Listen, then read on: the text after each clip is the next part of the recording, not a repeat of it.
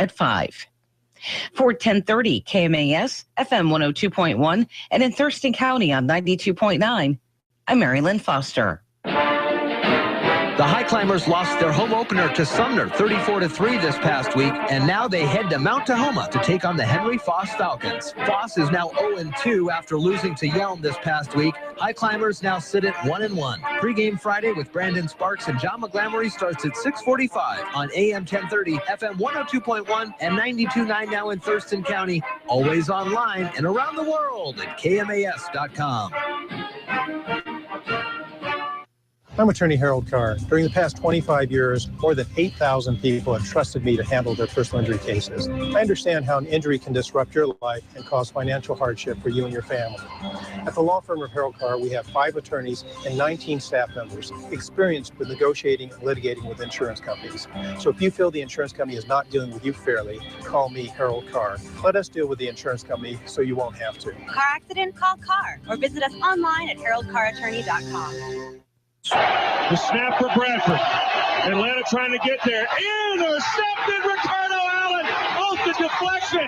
Intended for Jordan Matthews. West Durham with the call on 92.9 The Game as Sam Bradford is picked off late by Ricardo Allen to lock down a 26-24 win for the Falcons on Monday night. Atlanta QB Matt Ryan was 23 for 34 with 2 TDs and 2 picks. I'm so happy right now. Our defense stepped up at the end of the game. Ricardo's worked so hard. I mean, coming into his second year, making a move to safety. He's done a great job and came up with a huge play at the end. Hyde's night in Santa Clara. On first down, handoff Hyde. Nice cut back 15, 10, 5. Carlos Hyde. Stay hot.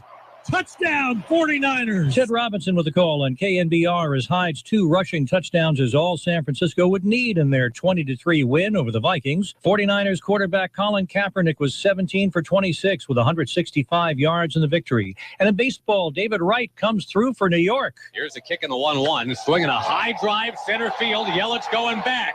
Yelich at the track. It is over his head and bouncing over that orange line. That's going to get Young in to break this tie. It is 4-3 New York. Josh Lewin with the call on 710 WOR as the Mets top the Marlins 4-3. The Nationals beat the Phillies 8-7 in 11 innings. So the Mets' magic number to clinch the NL East is down to 10. Prince powers the Rangers past Houston. The 3-2 with the runner on the move and the ball is lifted high into the air. Deep center field. Marisnik going back. He's at the track at the wall. He leaps and then he's gone. Prince Fielder with a home run. Matt Hicks with the call on KRLD as Fielder's 2-run dinger in the 8th inning put the Rangers past the Astros 5-3. Texas now trails Houston by a half game in the AL West. And the Yankees edge the Rays 4-1. Chuck Severson, ABC Sports.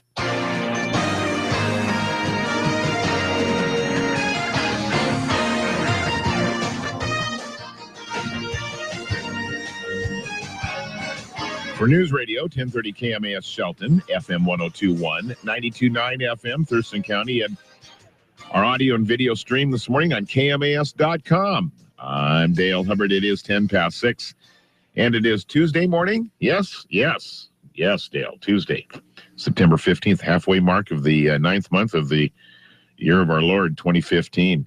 Seth Smith, big home run. Taiwan Walker, 7 great dominant innings, and Mariners, double digits, baby, 10-1. Big win over the Angels last night, dropping the Angels 4 games back in the wild card race in the American League and 4 games behind the Yankees, Texas, and then 3 games behind Minnesota. So a long climb for LA and even a longer climb for Seattle. But Seattle's playing pretty good baseball. They've been doing okay. So congratulations to them. Nice win at home yesterday. Game 2 of their 3-game series is tonight. We've got that one. So 6 o'clock pregame, 7:05 first pitch for you right here on your home for the Mariners. And the Sounders, central defender, they just signed him, Roman Torres, going to miss the rest of the season. He suffered a knee injury last weekend against San Jose, and they confirmed that he's out for the year yesterday after the captain of the Panama national team underwent an MRI. That is it for sports this morning. Quick, short, and sweet. Jeff? You need to know about the weather here. Cold this morning out on my walk, and it's about 45 right now. Cloudy and warming up to 63 today with rain off and on throughout the day. Looks like we could start to see some showers around noon and between 1/10 to 2/10 of an inch today. Almost a 1/2 inch tomorrow and back to 1/10 of an inch on Thursday. More rain into the weekend as well. It's 45 right now. Good morning to you. It's Daybreak with Jeff and Dale on KMAS News Radio. Join the guys as they talk with neighbors, newsmakers, and each other, getting your day off to the absolute best possible start in the history of mornings. Connect with Jeff and Dale through the KMAS listener line, by email, or Facebook. Now, from where I-5 takes a sharp left toward Portland, Daybreak with Jeff and Dale.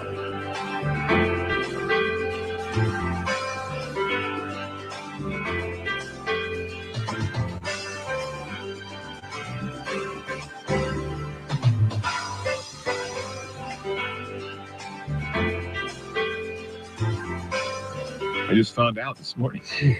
That's fine. I don't want to play anyways. 6:13. What is up with those black uniforms for the 49ers last night? I thought those were kind of borderline ugly. I couldn't quite wrap my head around what I was seeing when I turned on the TV. I was a little surprised. Because, first off, you're looking for the gold. Yeah. So you can tell who the crimson. Well, so you can tell who the teams are. Yeah. I was having, first off, a darn time figuring out who's who. Yeah. Yeah, it was a bizarre combination. And dang it, they looked pretty good. Yeah, they did. A lot better. Well, the team, the way they played, they looked pretty good. It's official. We are in the cellar of the NFC. Every team won. West. Except for us. Yeah. Huh. We're 0-1. Everybody else is 1-0. Wow. How about that? So a double header for you last night here on KMAS, and with a lot of football, to be sure. But no cam sightings as of yet, by the way. No, nothing, huh? Nothing. Nothing even person familiar with the situation. No official statements. No nothing so far. Today would be the day if anything was going to happen, because tomorrow's the day to report. Right. So we'll kind of watch that kind of closely and see what, if anything, transpires. I don't know how all the parties feel after the game last Sunday, but man, not that we couldn't use him, and not that he couldn't use the money. Well, yeah. So what's stopping us, kids? Come on. Let's get together. Let's figure this out. Yeah. All right. So sports. I didn't mention Felix is starting tonight, so it'd be a great game to listen to. And he's creeping up. 19 is the most wins that Felix has ever had. He could possibly get to 20. He's at 17. Yeah. So, but it'll be hard. He'll have to win all 3 of his starts if he gets 3 starts. So tonight he's starting, and then maybe 2 more before the season's over. There's 17 games left. So mathematically, he could have three more starts after tonight if they want to work him that hard. It probably has to do with his personal best right now at this stage of the game. If he feels like he wants to go, they'll let him go. If he wants to shut down, they'll do that. And so 19, you said, was his... That's his personal best, yeah.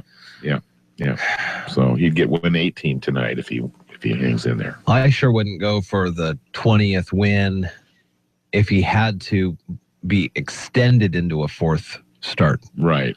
It just doesn't make any sense. Except for that's a magic number, kind of. Yeah. Sacred for pitchers. 20-win season. That's awesome. So he may want to do that just to do that. Well, hopefully the Mariners want to help him. Yeah. So it's an easy... extend his career and not, All right. What else is going on? What time is it? 6:16. What do we got going on today? What is it today? Today's Tuesday. Today is Tuesday. Environmentally sound. I'm a little freaked out the day today. I was having a hard time figuring out what day it is. Environmentally sound is on the schedule. We'll see if we have any guests. We do get to meet the new Shelton High School principal, though. Yeah, that's kind of an environmental thing, isn't it? Sure. Jennifer Diet, she's in town, and we'll see how the environment of the school is as they get their first full weekend. That's a good wrap. Maintain the pride at the high school, talk about the visioning of the high school, and if she ever thought she would be the principal of Shelton High School. She's from here. She's been in the community forever. She worked in and the she kitchen. Graduated at Shelton High School. What'd you say? She worked in the kitchen there. No, I don't. Well, she went there. I know she did. Yeah, that's pretty amazing, really. That's a great question. When she was a girl, a student, did she?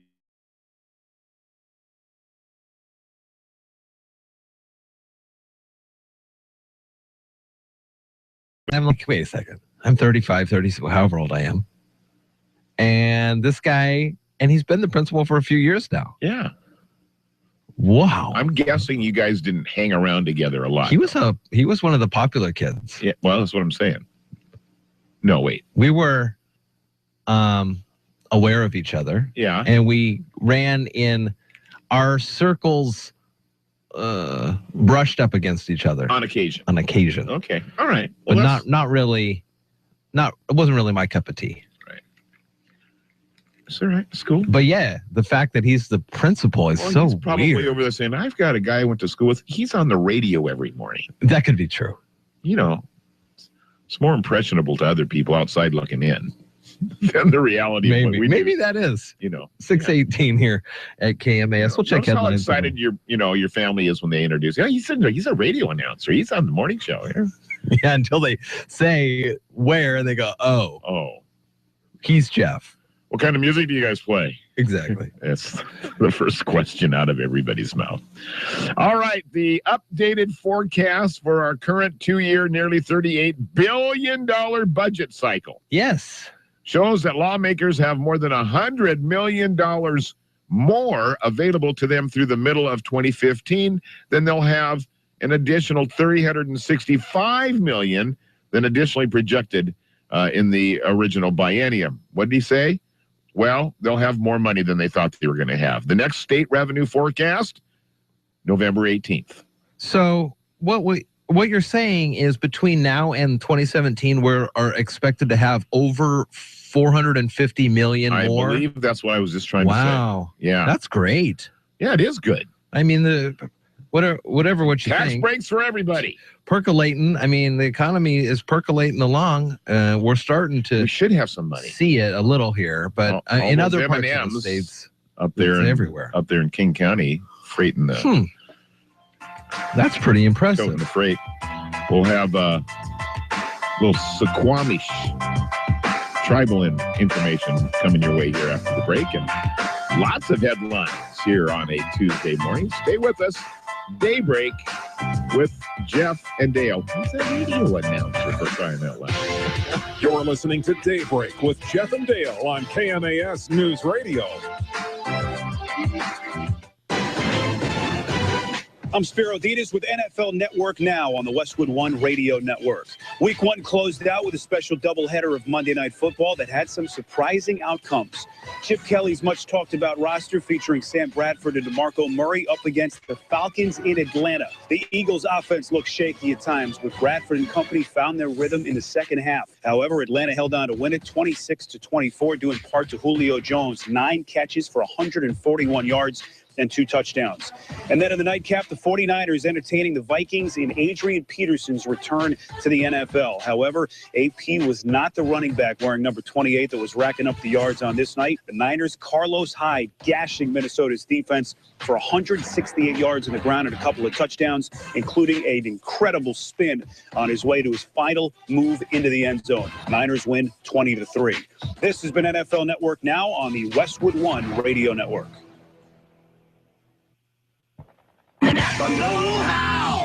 Few things in life are as annoying as bad wiper blades. Good thing Napa's got 50% off Rain-X Latitude wiper blades. That's 50% off, plus a $10 Visa gift card by mail when you buy a pair. New Rain-X blades means a lot less. Conquer the job with Napa Know-How. Participating Napa Auto Parts stores. Offer expires 9/30/15. Football is back, and it already feels like the playoffs thanks to 1 Week Fantasy at DraftKings.com. With $1 million top prize at stake each week, every play in every game could take you closer to a life-changing payday. This isn't fantasy as usual. This is DraftKings. Welcome to the big time. Hurry to DraftKings.com now and use promo code UNIFORM to play for free for a shot at $1 million in this week's Millionaire Maker event. Enter UNIFORM for free entry now only at DraftKings.com. That's DraftKings.com. Are you tired of commuting to a job that makes someone else rich? Working harder than ever, but getting nowhere?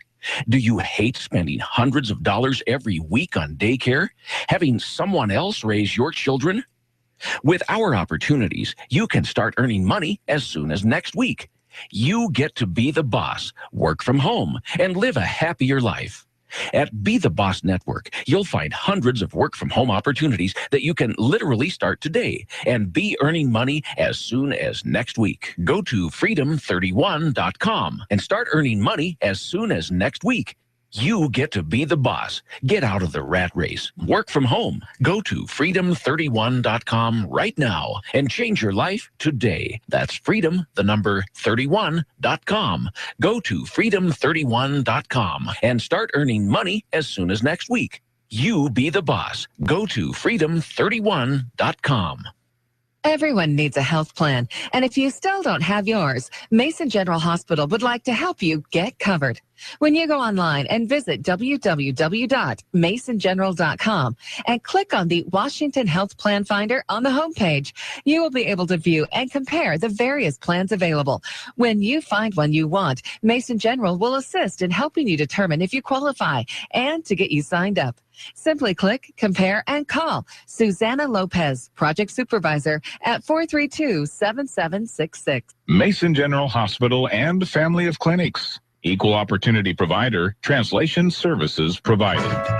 Mason General and family of clinics. Take KMAS wherever you go with our new free KMAS mobile app. It's a free download from either your Apple or Android device. Check out the latest news and even listen wherever you have a signal. Search KMAS in your app store and download our free KMAS app today. Hi, this is Shelley Lively with Lively Productions, and you're listening to Daybreak with Jeff and Dale on KMAS News Radio. 6:25 on a It does sound lively. That's Tuesday morning. Literally. All right, it is 6:24, and the Suquamish Tribe and the State Liquor Cannabis Board have signed what they say is the nation's first state tribal marijuana compact. Mary Lynn Foster will have more details about that, but board officials say the agreements for 10 years will govern the production, processing, and sale of pot on the tribe's land located in Kitsap County. Under the compact, tribal tax equivalent to the state excise tax will be applied to sales to non-tribal customers on the Suquamish tribal lands. Okay. So that'll be the deal. So it won't. So if you go outside of the tribe and you look at a gram and it's $13, but you go inside the tribe, it'll still be $13.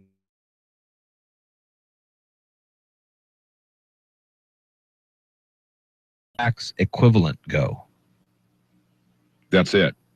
I mean, that's. I know, but where does the money go? I mean, if you the state excise tax goes into the state's coffers. Yeah, I'm presuming that goes to the state.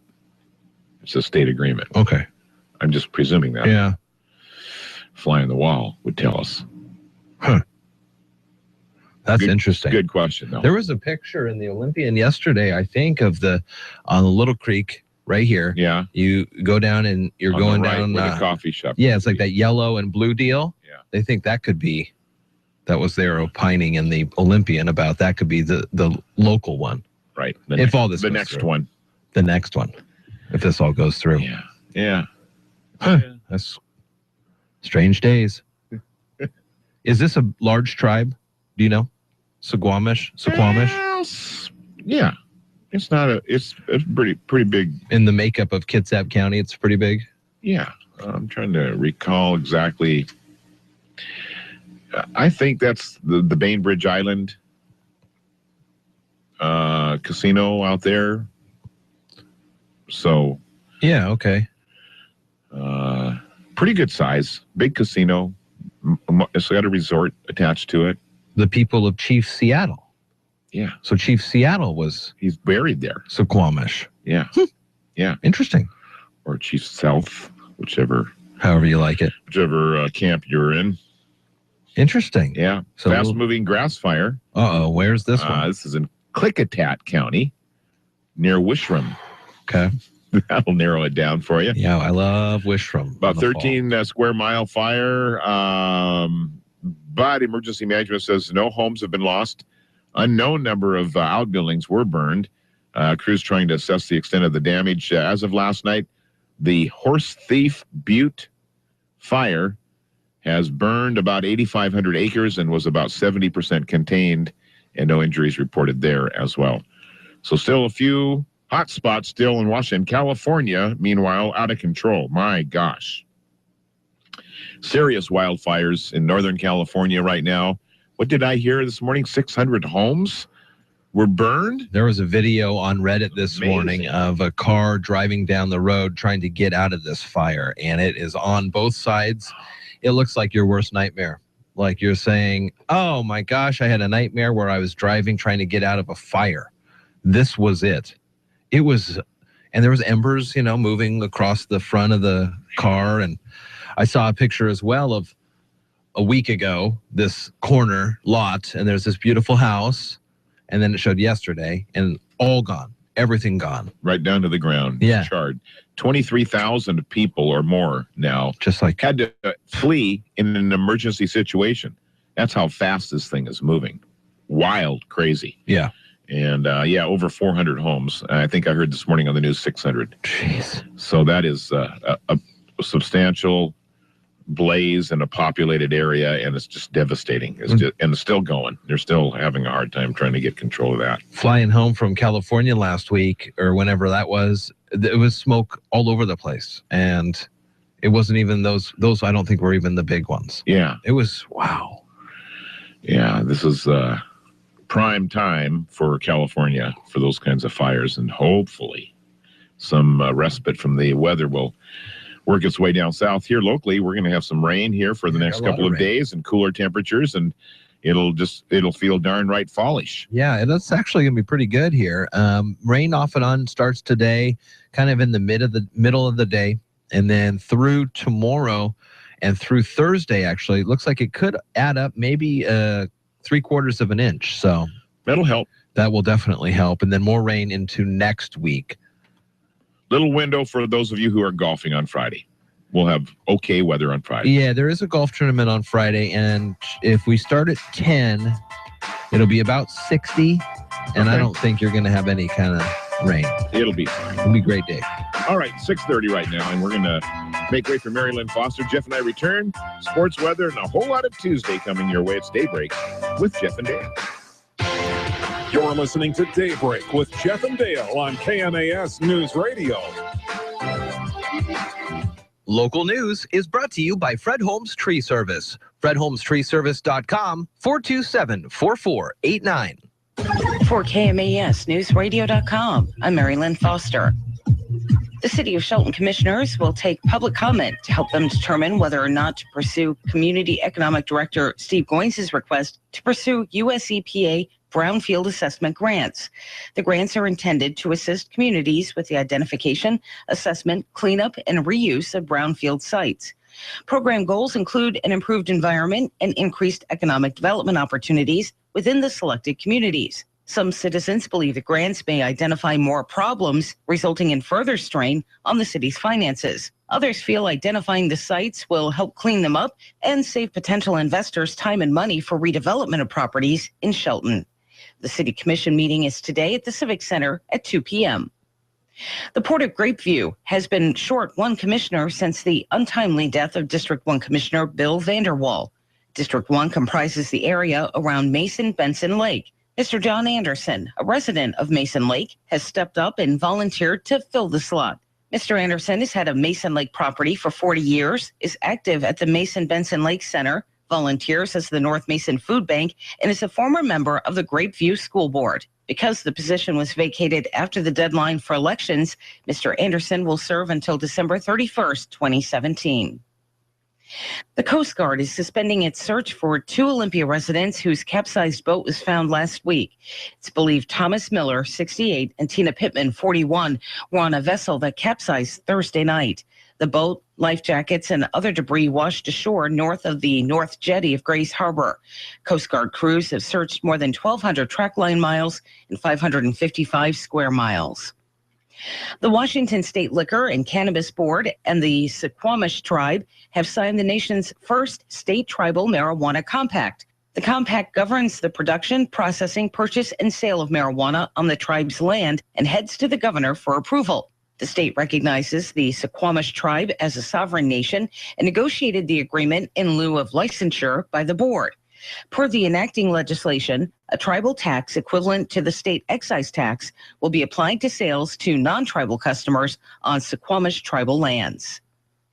KMAS will air the Salem Radio Network coverage of the second GOP debate tomorrow. The 7-hour debate program will start at 2 p.m. Listen on 1030 a.m., 102 FM in Mason County, 92.9 FM in Thurston County, and online at KMAS.com. Jake Tapper will be moderating with questions from conservative radio host Hugh Hewitt and CNN chief political correspondent Dana Bash. The first round debate starts at 3 p.m. The primetime debate starts at 5. For 1030 KMAS, FM 102.1, and in Thurston County on 92.9, I'm Mary Lynn Foster. Excuse me, ma'am. We're trying to sleep here. Yes, ma'am, but this isn't a motel. It's the Olympia Furniture Company showroom. I just couldn't wait to try it out. I figure it's kind of like a test drive before you take the car home, right? Here at Olympia Furniture Company, we offer home delivery. We'll even set it up for you. But we kind of live far out in Mason County. That's no problem. Let's ring you up so you can get home. Oh, right. Well, he's a very hard sleeper. Do you think you could just put him in with the new furniture? The Olympia Furniture Company delivers more than just furniture. They deliver quality, value, huge selection, and the occasional husband. Hi, I'm CNN's Dana Bash, and along with Hugh Hewitt and my colleague and debate moderator Jake Tapper, we're inviting you to the next Republican presidential candidates debate on September 16th, live on CNN and right here on your favorite radio station. We'll question the 2016 GOP hopefuls, and our radio coverage will include your reaction as well. The coverage begins at 2 on Newsradio 1030 KMAS, FM 102.1 and 92.9 in Thurston County. Also online at KMAS.com.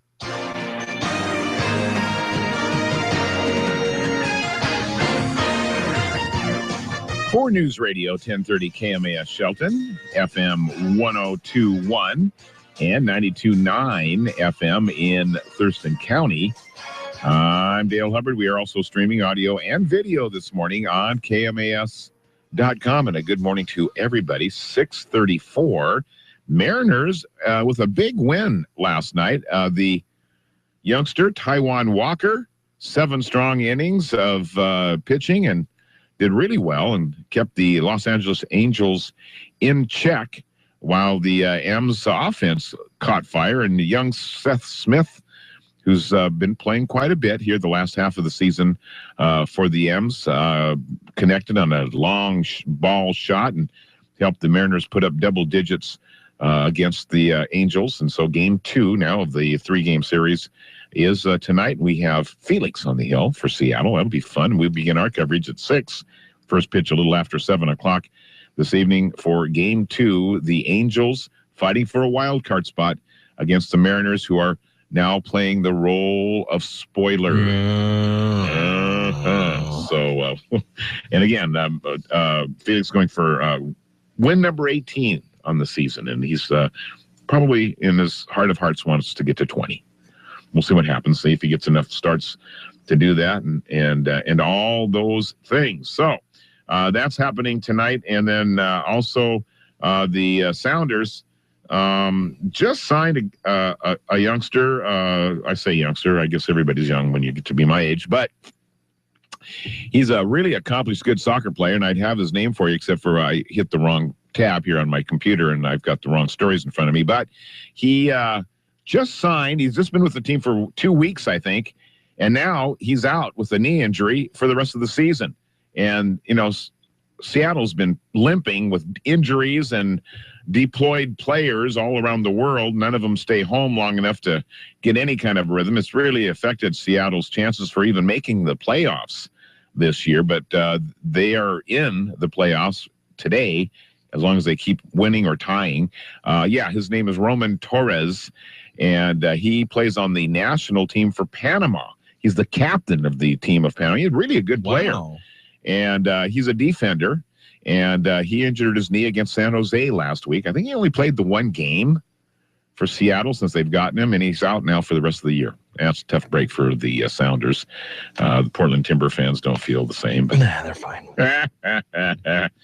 And coming up at 7 o'clock, we'll talk a little bit of Seahawk football for everybody and the aftermath of the opening loss and what lies ahead in Green Bay for us as we prepare for game number 2. And I don't know if this is going to be a long season for Seattle or not, but I can tell you we're firmly planted in last place in the NFC West this morning with San Francisco's win last night. I was a little surprised how well San Francisco looked with their new coach and all the exodus of players in the offseason. What was it, 20-3? Yeah, 20-3 was the final. And Kaepernick was Kaepernick, and he did pretty good. And the defense surprised me. They played really well last night against what was supposed to be a vaunted Minnesota Viking team. They were supposed to really light it up this year. And I mean, the other AP game was back. The other game of the night, too, showed Dan Quinn's, right? His first time. It was pretty. He did a good job as well. Great job. Made you kind of think. In fact, Atlanta looked a little bit like a Seattle team in the last couple of years to me. They had that same look, same enthusiasm. So DQ almost blew it, but they hung on and won at the end. So some pretty exciting football last night. I didn't stay awake for all of it. No, but the first game I was dialed in. Second game, not so much. The parts I saw, wasn't too bad. 6:38 here at KMAS. 45 right now, 63 will be the high. It's about the same as yesterday. A little bit of rain off and on throughout the day. Doesn't look like it will start really until the afternoon. Tomorrow, more rain, and then Thursday as well. Friday, it should all kind of taper off and leave us with a pretty decent weekend. More rain in the forecast, though, next week. 45 right now. Good morning. It's Daybreak with Jeff and Dale on KMAS News Radio. Join the guys as they talk with neighbors, newsmakers, and each other, getting your day off to the absolute best possible start in the history of mornings. Connect with Jeff and Dale through the KMAS listener line, by email or Facebook. Now from Shelton's Media Row, Daybreak with Jeff and Dale. All right, good morning to you. It's 6:39 here at KMAS. KMAS.com this morning. So the Seattle City Council has unanimously endorsed the teacher strike in Seattle. And, I find it real interesting when they unanimously pass, because there is a wide political spectrum on that city council.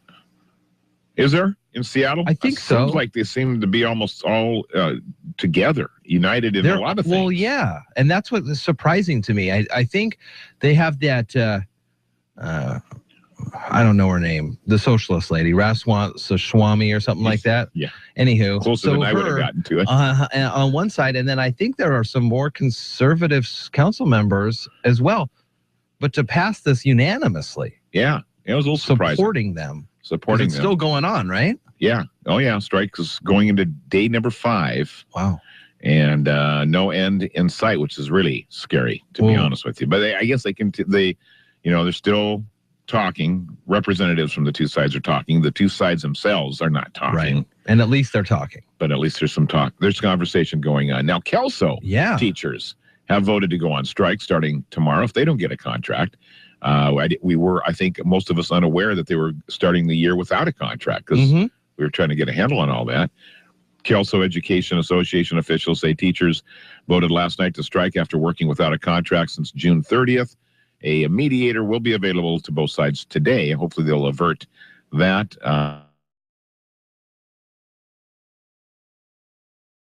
Kids and these kids are high-fiving each other today, but they won't when they have to stay in school till the end of June. Yeah, so this will make up the days that they're missing right now. At least for Seattle, the 3rd or 4th snow day they're using. Yeah. And so if they have, and last year we didn't have any snow days, so they have to extend the school year, and Everybody's grumpy about that. And it's still going to be 180. No matter how you dice it, you still got to put those days in, kids. Cut down on Christmas vacation. What? That's what strike's all about. Now, that's the reality of it. Well, those guys should get back to work. Well, you can't even really plan anything if you're a kid. No. Because you're like, well, I may have to go to school tomorrow. But maybe not. Oh, let's go to the fair. Well, the fair is going on. I saw a lot of pictures from the fair yesterday. Weird Al, big performer last night. Was there probably a big crowd for that? Huge crowd. And well, it was mandatory. It was mandatory. There was mandatory fun to be had. Tonight, Heart's playing. Yes. Yes, they are. I actually happen to have you got to have right Heart. Here. Music Equals Love Tour 2015. Mm-hmm. So that's Ann and Nancy Wilson. Pretty cool. Yeah, that is very cool. Very nice. Fifth Harmony. I don't even know what that is. B. Miller. That's tomorrow. Crystal Gale and Lee Greenwood for you country fans out there on Thursday. And Terry Fader, the voice of entertainment. Is he a ventriloquist or a hypnotist? I think he's a ventriloquist. Oh, Terry. Yeah, no, that's the Terry guy. That's the guy you were always in Las Vegas. Yeah. We're going on Sunday morning, early. Sunday morning, Chris Tomlin and Toby Mack. No, we're not going to be there for the show. Okay. But we're going to go to the Star Trek for sure. And you guys are going to go early? What time do the gates open? Well, that's when we're going. I mean, so Kaiser's going to have his first sleepover with my dad and stepmom Marnie this Saturday night. And so then we're going to get up. You're not taking Kaiser to the fair? No, because our friends, the McGlamories, are coming. John McGlamory, he does the football. Yeah. So we're all going to go. So the four grown-ups are going? And this will be their last fair before they've been going through an adoption process. Right. So this will be their last fair. So we're going to kind of say, you guys better live Enjoy it up. Because you ain't going to be coming back to this place for a while. Be a lot different next year. So we're going to leave Kaiser home and have a good time at the fair. Okay, you guys will have a good deal. Well, so is everybody on board with your wacky schedule about being there when the doors open? I think so. Okay. We normally go early just to go. John's an early morning guy too. So. No, but we'll make him. 3 out of the 4 ain't bad. Yeah, that's not bad. He can snore in the back seat on the way. Yeah, well, I'll drive him up there. That's perfect. Great day. The fair, I'd say if you go on Saturday, and then it does look like there's a little bit of rain in the middle of the day on Sunday, but you go Saturday, Sunday, this can be a great fair weekend. Yeah, it'll be fine.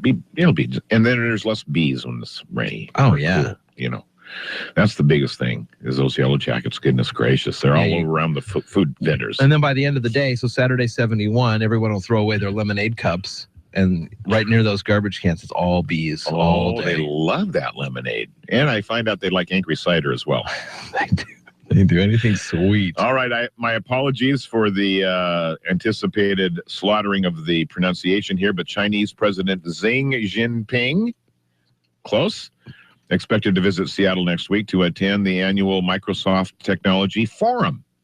According to King TV, the Chinese leader will visit the event that boasts CEOs from technology leaders in America, such as Apple, Facebook, IBM, Google. They're all going to be there, as is China's President Xi Jinping. He might as well be there. All the computers that we use are made there. He will be dining at the home of Bill and Melinda Gates in Medina. Wonderful. Little gathering there, and chopsticks optional. That is right next We're having to Swedish meatballs tonight, Jen. How's that? What? That we call a takeout. Call Emperor's Palace for you. Guys want some Chinese tonight? At a great place down the street. You're listening to Daybreak with Jeff and Dale on KMAS News Radio.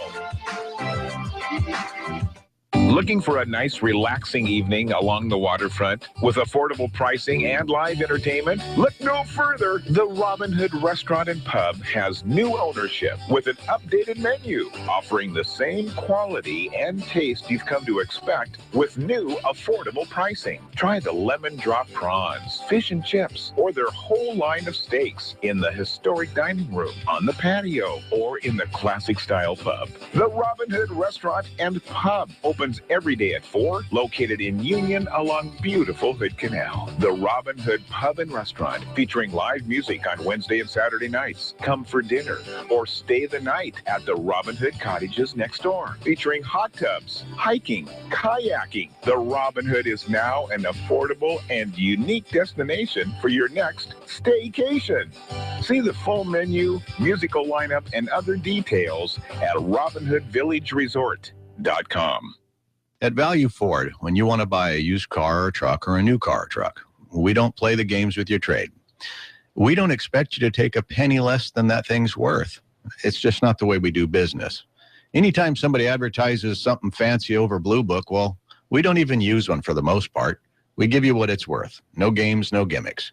If you want to be treated right, come to Value Ford in Elma. There won't be any disclaimer at the end of this ad explaining what I just said. Come to Value Ford in Elma, where we'll treat you right. Hi, I'm Ken Slater, the Roof Doctor.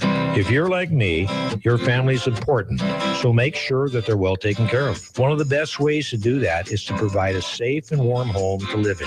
For over 50 years, the Roof Doctor has been helping families stay safe and warm by building roofs that last for generations. Our teams have some of the most experienced roofers in the area, and we only use the highest quality materials to keep your family safe, warm, and dry. That's the Roof Doctor. Give us a call.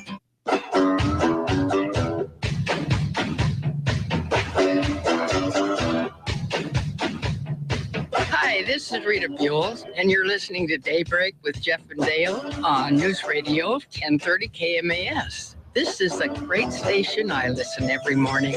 Wouldn't miss it.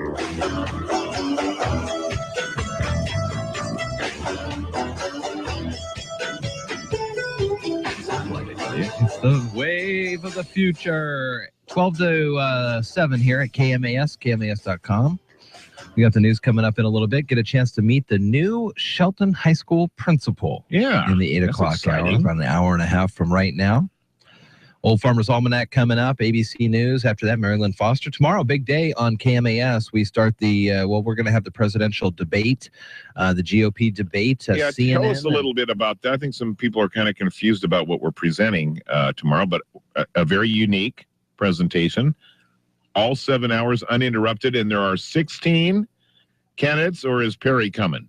I'll go to CNN and see what they say for that. It's going to be on CNN, but also simulcast along many of the radio stations across the country. We have it. Yep. And so you can listen to it. We're going to start at 2. And actually, I have the schedule right here. And they'll do what, if you forgive the sports terminology, but a pregame kind of at 2, and then the actual first debate starts about 3. Yeah, I'd say so. And on the list for the first one, now Perry is on the list, but we'll see. It's only going to be an hour, 45 minutes. So if Perry's there, he'll be there. Rick Santorum, Bobby Jindal, Pataki, and Lindsey Graham, one of the senators there. And then in the primetime debate, that's going to be about 3 hours long. Yeah. Well. Trump and Carson are the 1 and 2, and they're going to be standing next to each other. Then there's Bush, Walker, Huckabee, Cruz, Rubio, Rand Paul, Chris Christie, John Kasich, and Carly Fiorina. That's 11. 1, 2, 3, 4. Yeah, that's 11. So we know Carly Fiorina is going to be in the second group. Yeah. Who's next to her was the last one you said before her?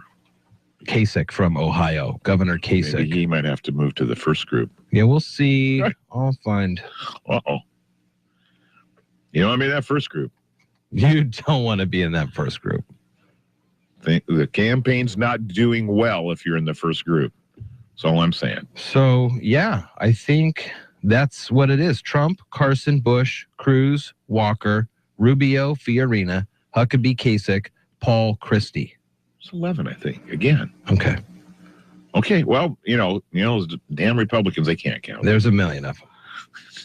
And then that's the 11 people that aren't running for president. The rest of the Republican Party is going to be on the second debate. This list here. Hi, Jerry. What's going on? You want to chime in here? Wait, hold on. News. What is it? Okay.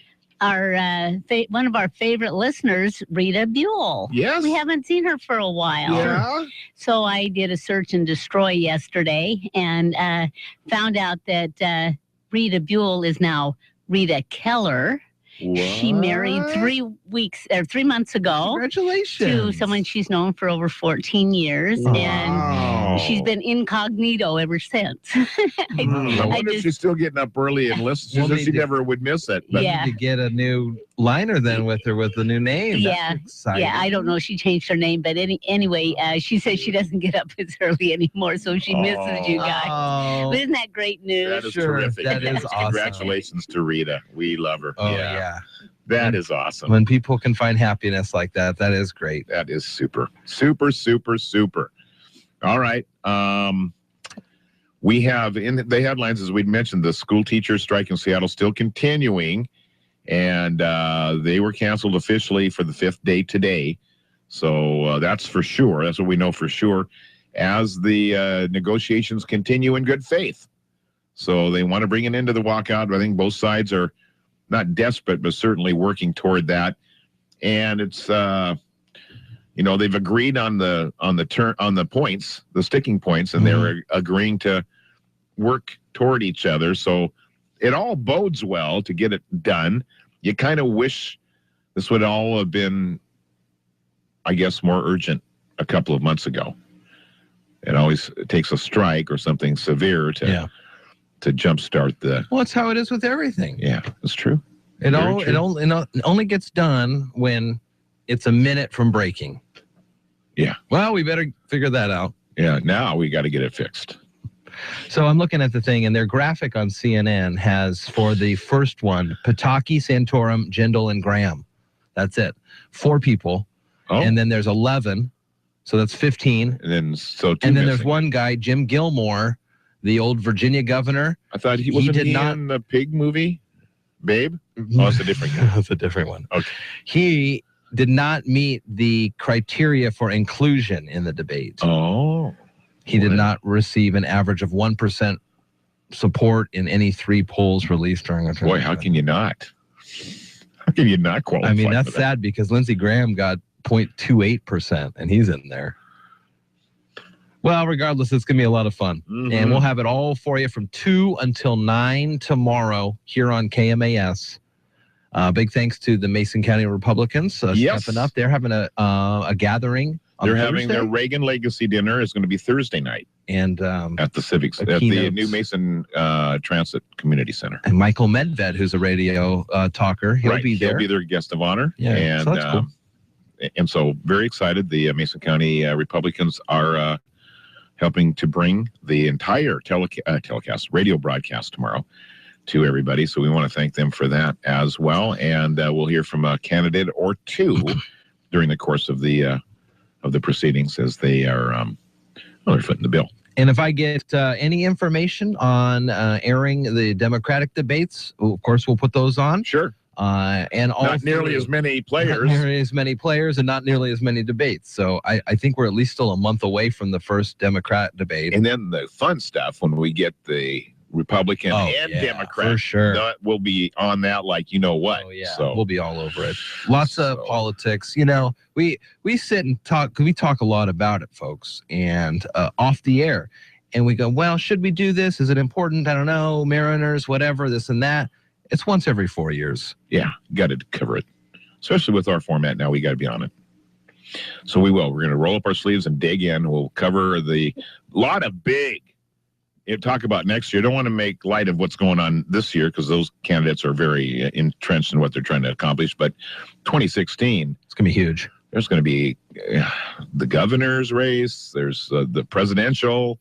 There's just a lot of things. Of course, all your representatives have to run again. Yeah. So, didn't we just do that? Didn't we just do that is the theme. And so it'll be an exciting year next year, to be sure, for you politicos out there that like that stuff. Coming up in the news with his just about a minute away from the Old Farmer's Almanac, some updated information in Seattle. We talked about this unanimous support by the council. Now they have designated this week as Seattle Educators Week. Wow, that was nice. To shine another spotlight. Smooth it down a little bit. On that one. And then looks like, teachers in Pasco looking good there. Yeah. 99.6% of the teachers voted for the agreement. So pretty much unanimous there. Okay. And one quick local sort of in our part of the world, Port Angeles, 2 men there accused of stealing gas from a marked Clallam County Sheriff's Office vehicle as it was parked at the courthouse parking lot. That's brilliant. 3 county workers saw them siphoning the gas on Friday morning. They alerted the sheriff's office and they summoned deputies from the squad room. And so, they're behind bars this morning. They'll never think. Wondering. To look for me taking gas in the parking lot of the courthouse. Yeah. They'll never. From a sheriff's vehicle. That's marked. They'll never know. They'll never We'll do it right under their noses. It's a brilliant plan. Brilliant. Today, this partner's going, now what was brilliant about this? Tell me again. We glossed over that brilliant part. Something happened there. All right, we'll check some more fun stuff throughout the rest of the morning here. It's 7 o'clock at KMAS. You're listening to Daybreak with Jeff and Dale on KMAS News Radio. Is nature sending us clues about the upcoming winter? We'll tell you which signs to watch for on the Old Farmer's Almanac radio report. Did you know a dirty CPAP system can make you sick? If you knew what could be growing in your mask and hose, you might not sleep so well. But now, SoClean.com has released the world's first and only automated CPAP cleaner and sanitizer. It kills 99.9% of all CPAP germs, and it's completely hands-free. For a limited time, you can try SoClean risk-free for 30 days. Just call 1-800-944-1065. SoClean changed the CPAP experience for the better. My health has improved. It's simple to use. I'm not worried about infections. SoClean destroys CPAP bacteria, viruses, and germs with no hassle. Never have to clean your machine by hand again. There's no water, chemicals, or disassembly. Just pop in your mask, close the lid, and presto, your CPAP system is clean and fresh in minutes. Call SoClean.com to try it risk-free at home for 30 days.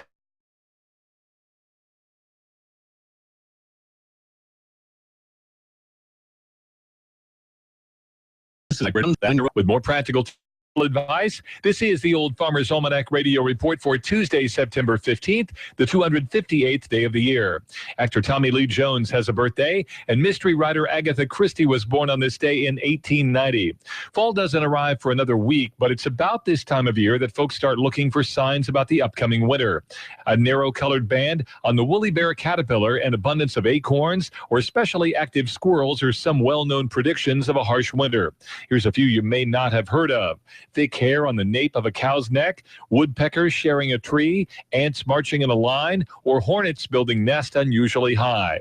And don't forget the legend of the persimmon. If its seeds are spoon-shaped, expect a lot of snow. A knife shape predicts bitter cold, and a fork shape means a mild winter ahead. That's the Old Farmer's Almanac radio report. Learn more at almanac.com. Football season is back, and the Seahawks are on 1030 KMAS Shelton, FM 102.1, and now in Thurston County on 92.9. From ABC News, I'm Karen Chase. The destruction is mounting from that massive Northern California wildfire that has now consumed more than 700 homes. ABC's Alex Stone says for victims, the magnitude of their loss is starting to sink in. There is a lot of emotion here as families come back to find their homes gone. Shirley Lusinger lost pretty much everything she owned. A lot of my friends and neighbors lost a lot. But look at it back. Now the grim search is underway for the missing people who haven't been seen since the fire. One death is confirmed, a woman in her 70s who had MS and couldn't get out on her own. Alex Stone, ABC News, Middletown, California. Hungary has shut the door on migrants, and now European leaders have reached an impasse over how to deal with the crisis. ABC's Megan Williams has the latest. At Italy's urging, the European Union tried to get its member states to agree to redistribute 120,000 of the refugees that have arrived on its shores. But individual countries refused the plan. So far, the EU has only managed to get most of its member countries to agree to take in 40,000 refugees that are now in Greece and here in Italy. That's a tiny percentage of the 850,000 refugees expected this year and next to make it here to Europe. Megan Williams, ABC News, Rome. A school bus carrying high schoolers plunged off a highway overpass in Houston, killing one and injuring four. Investigators say an accident sent it over the rail. Elton John posted a thank you to Russian President Vladimir Putin on his Instagram page for calling him. Days ago, John told the BBC he wanted to talk to Putin about his ridiculous attitudes about gay rights. He now says he looks forward to future discussions. Think of it as tweeting for dollars. Twitter is introducing a new feature that lets political candidates crowdfund directly from its apps. Candidates already use social media to spread their message. Now they can do it without a filter. This is ABC News. You've been thinking about switching to solar. Don't wait much longer or you'll miss out on this year's federal tax credit. Move quickly because the tide is turning. Solar power's becoming a threat to big energy profits. In fact, some power companies are even pushing for extra fees to make up for lost revenue. Warning, you must have your solar system up and running by midnight December 31st or you'll miss out on this year's federal tax credit. Energy prices are expected to increase by as much as 40% in the near future. Go solar now with no down payment, interest, or payments for a whole year. You can afford it because we finance. Get your government money and save big every month. Big Energy is getting nervous and the door of opportunity is about to slam shut. Paying $150 a month or more on energy bills? Then call 1-800-MY-SOLAR now for a free in-home assessment. 1-800-MY-SOLAR. My home, my savings, 1-800-MY-SOLAR. New and disturbing details are emerging about a purported plot against Pope Francis thwarted in Philadelphia. ABC's Pierre Thomas has them. ABC News has learned that the FBI has arrested a 15-year-old boy it claims was inspired by ISIS, who had allegedly been contemplating attacking Pope Francis. According to an August joint bulletin from the FBI and Homeland Security, the juvenile sought to conduct a detailed homeland attack, which included multiple attackers, firearms, and multiple explosives. Sources tell ABC News the Pope was among the considered targets, and that this is what Mike McCall, chairman of the House Homeland Security Committee, was expressing concern about on This Week last Sunday. Pierre Thomas, ABC News, Washington. Bindi Irwin and Backstreet Boy Nick Carter were on top of the leaderboard after round one of Dancing with the Stars, but some found other performances more intriguing and found it hard to look away from Gary Busey. Getting the biggest crowd cheers was Alex Scarlatos, one of the three Americans who thwarted a terror attack on a train. Karen Chase, ABC News. Local news is brought to you by Shelton Health and Rehabilitation Center. Find them online at sheltonhealthandrehab.com. For KMAS Newsradio.com, I'm Mary Lynn Foster. The City of Shelton commissioners will take public comment to help them determine whether or not to pursue Community Economic Director Steve Goines' request to pursue US EPA brownfield assessment grants. The grants are intended to assist communities with the identification, assessment, cleanup, and reuse of brownfield sites. Program goals include an improved environment and increased economic development opportunities within the selected communities. Some citizens believe the grants may identify more problems, resulting in further strain on the city's finances. Others feel identifying the sites will help clean them up and save potential investors time and money for redevelopment of properties in Shelton. The City Commission meeting is today at the Civic Center at 2 p.m. The Port of Grapeview has been short one commissioner since the untimely death of District 1 Commissioner Bill Vanderwall. District 1 comprises the area around Mason-Benson Lake. Mr. John Anderson, a resident of Mason Lake, has stepped up and volunteered to fill the slot. Mr. Anderson has had a Mason Lake property for 40 years, is active at the Mason-Benson Lake Center, volunteers as the North Mason Food Bank, and is a former member of the Grapeview School Board. Because the position was vacated after the deadline for elections, Mr. Anderson will serve until December 31st, 2017. The Coast Guard is suspending its search for two Olympia residents whose capsized boat was found last week. It's believed Thomas Miller, 68, and Tina Pittman, 41, were on a vessel that capsized Thursday night. The boat, life jackets, and other debris washed ashore north of the North Jetty of Grays Harbor. Coast Guard crews have searched more than 1,200 track line miles and 555 square miles. The Washington State Liquor and Cannabis Board and the Suquamish Tribe have signed the nation's first state tribal marijuana compact. The compact governs the production, processing, purchase, and sale of marijuana on the tribe's land and heads to the governor for approval. The state recognizes the Suquamish Tribe as a sovereign nation and negotiated the agreement in lieu of licensure by the board. Per the enacting legislation, a tribal tax equivalent to the state excise tax will be applied to sales to non-tribal customers on Suquamish tribal lands. KMAS will air the Salem Radio Network coverage of the second GOP debate tomorrow. The 7-hour debate program will start at 2 p.m. Listen on 10:30 a.m., 102 FM in Mason County, 92.9 FM in Thurston County, and online at KMAS.com. Jake Tapper will be moderating with questions from conservative radio host Hugh Hewitt and CNN chief political correspondent Dana Bash. The first round debate starts at 3 p.m. The primetime debate starts at 5. For 1030 KMAS, FM 102.1, and in Thurston County on 92.9, I'm Mary Lynn Foster. This is CNN's Jake Tapper. I'd like to invite you to join me, Hugh Hewitt, and my colleague, CNN's chief political correspondent Dana Bash, live from the Reagan Library on September 16th for what promises to be an historic evening as the 2016 GOP came live right here on your favorite radio station. The coverage begins at 2 on News Radio 1030 KMAS, FM 102.1 and 92.9 in Thurston County. Also online at KMAS.com. Is your family doing some growing? Whether it's an expansion of your home or the addition of a new family car, Peninsula Credit Union can provide fast, friendly service with terrific rates. We offer personal lines of credit, affordable auto loans, and a variety of home loan options to get you moving. Visit our offices in Shelton, Belfair, Paulsbo, Port Orchard, and Port Townsend, or go online to pcfcu.org. At Peninsula Credit Union, our priority is you. The snap for Bradford. Atlanta trying to get there. Intercepted Ricardo Allen off the deflection. Intended for Jordan Matthews. West Durham with the call on 92.9 The Game as Sam Bradford is picked off late by Ricardo Allen to lock down a 26-24 win for the Falcons on Monday night. Atlanta QB Matt Ryan was 23 for 34 with 2 TDs and 2 picks. I'm so happy right now. Our defense stepped up at the end of the game. Ricardo's worked so hard. I mean, coming into his second year, making a move to safety. He's done a great job and came up with a huge play at the end. Hyde's night in Santa Clara. On first down, handoff Hyde. Nice cut back 15, 10, 5. Carlos Hyde. Stay hot. Touchdown, 49ers. Ted Robinson with the call on KNBR as Hyde's 2 rushing touchdowns is all San Francisco would need in their 20-3 win over the Vikings. 49ers quarterback Colin Kaepernick was 17 for 26 with 165 yards in the victory. And in baseball, David Wright comes through for New York. Here's a kick in the 1-1, swinging a high drive center field. Yelich going back.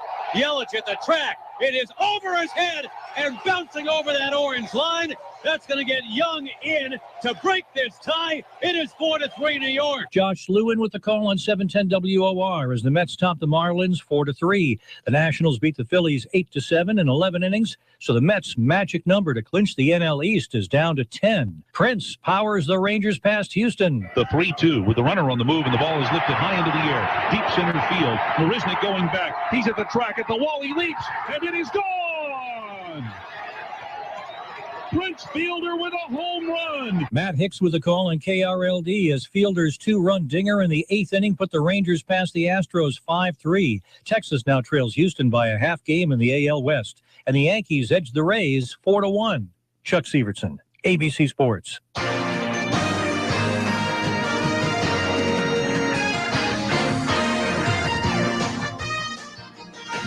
You got nothing. What? Uh-oh, I got short. I'm short. Uh-oh. Okay, for News Radio 1030 KMAS Shelton, FM 10.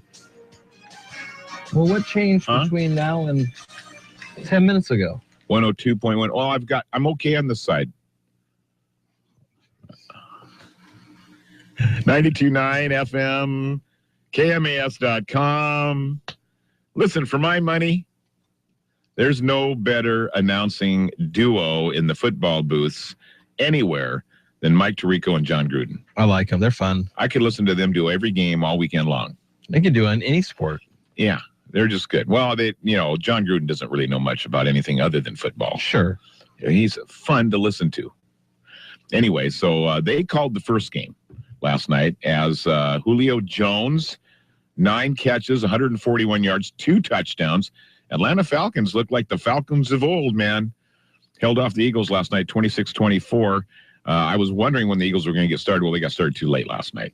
But Matt Ryan, who's been a Falcon for his whole career, 9 years or something, shook off a pair of interceptions and threw for nearly 300 yards and had a good night last night. Meanwhile, the nightcap, the 49ers opened their season pretty impressively. I was surprised how good 49ers looked last night. Darn it. 20-3 win over the Minnesota Vikings, who were visiting. Carlos Hyde had a big game. He rushed for 168 yards. I don't even know who he is. And got 2 touchdowns. Colin Kaepernick, the Cap, 165 yards. Not that much really for a quarterback, but he improved to 5-0 in Monday night games. So that's a little stat that guys like to pack around with. Mm-hmm.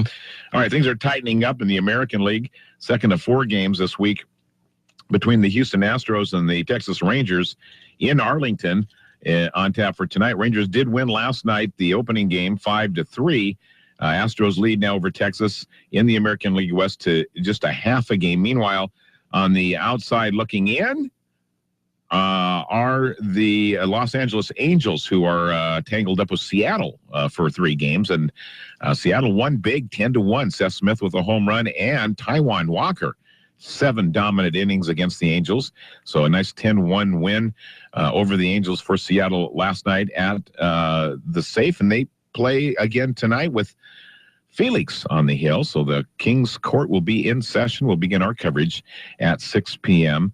and the first pitch a little after 7.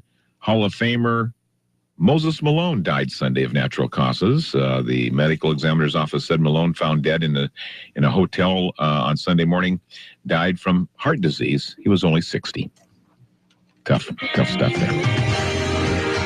Moving to the South Sound forecast at 7:13. It's about 42 out there right now. Could see some rain this afternoon, about 1:30 or so. The high today, 65. The amount of rain, not much more than 1/10 of an inch. Tomorrow, 3/10 of an inch, again, mid-60s. Rain looks to kind of die down by Friday. Friday throughout the day looks good. Saturday looks good. Sunday then, some rain perhaps in the afternoon. But other than that, looks pretty good here. 42 right now, and definite change in the weather. It's Daybreak with Jeff and Dale on KMAS News Radio. Join the guys as they talk with neighbors, newsmakers, and each other, getting your day off to the absolute best possible start in the history of mornings. Connect with Jeff and Dale through the KMAS listener line by email or Facebook. Now, from somewhere in the wilderness of the Olympic Peninsula, Daybreak with Jeff and Dale. All right, good morning to you. 7:15 KMAS, KMAS.com. Coming up, we got some, I guess it's kind of shop talk, but it is going to perhaps change the way we see videos on YouTube. So we'll have a little chat about that in a second. Some other stuff that's happening around the Northwest, though, Dale. We've got news stories aplenty here. Oh, man, Seattle City Council has thrown its support behind striking teachers. Members passed a measure recognizing the union as the walkout enters its 5th day, designating this week as Seattle Educators Week. City-run community centers that opened their doors to more students this week quickly filled up as parents are trying to juggle daycare for their kids. There's no school to take them to, so kind of a stressful time right now for Seattleites. Right. You know, that's a big deal. And if they didn't plan on this ahead of time, these drop-in rates are exorbitant. Mm-hmm. Not in your budget. Yeah, definitely not in your budget. And if you have to, if you have to pick up a kid, like even if it's a minute, so you pick up your kid at 5:30. If it's 5:31, ding. 5:32, ding. It's like $60 a pop almost in some of these places. That's crazy. Wow. Yeah. Teachers in Pasco, meanwhile, voted overwhelmingly to approve a contract agreement. They ended their 2-week strike. So that's good news for them. And I think we heard that the Kelso teachers may walk out tomorrow if they don't get a settlement today. Yeah, that is in the news this morning. So those are some of the teacher things that are going on around because, fortunately, all's quiet in the South Sound region. Yeah. For all the school districts so far, knock on wood. Ow. That's what you did there. A Republican lawmaker says he's filing an initiative today to require state Supreme Court justices to recuse themselves if they've received large campaign contributions from those involved in cases before them. Really? Rep. Matt Manueler's proposed measure is sparked by a recent decision of the High Court to strike down the state's charter school law. Apparently, several justices received campaign donations from teachers' unions. Oh, interesting. And we talked about these two fellows who are on Darwin's list right now. A couple of guys from Port Angeles accused of stealing gasoline from a marked Clallam County Sheriff's Office vehicle.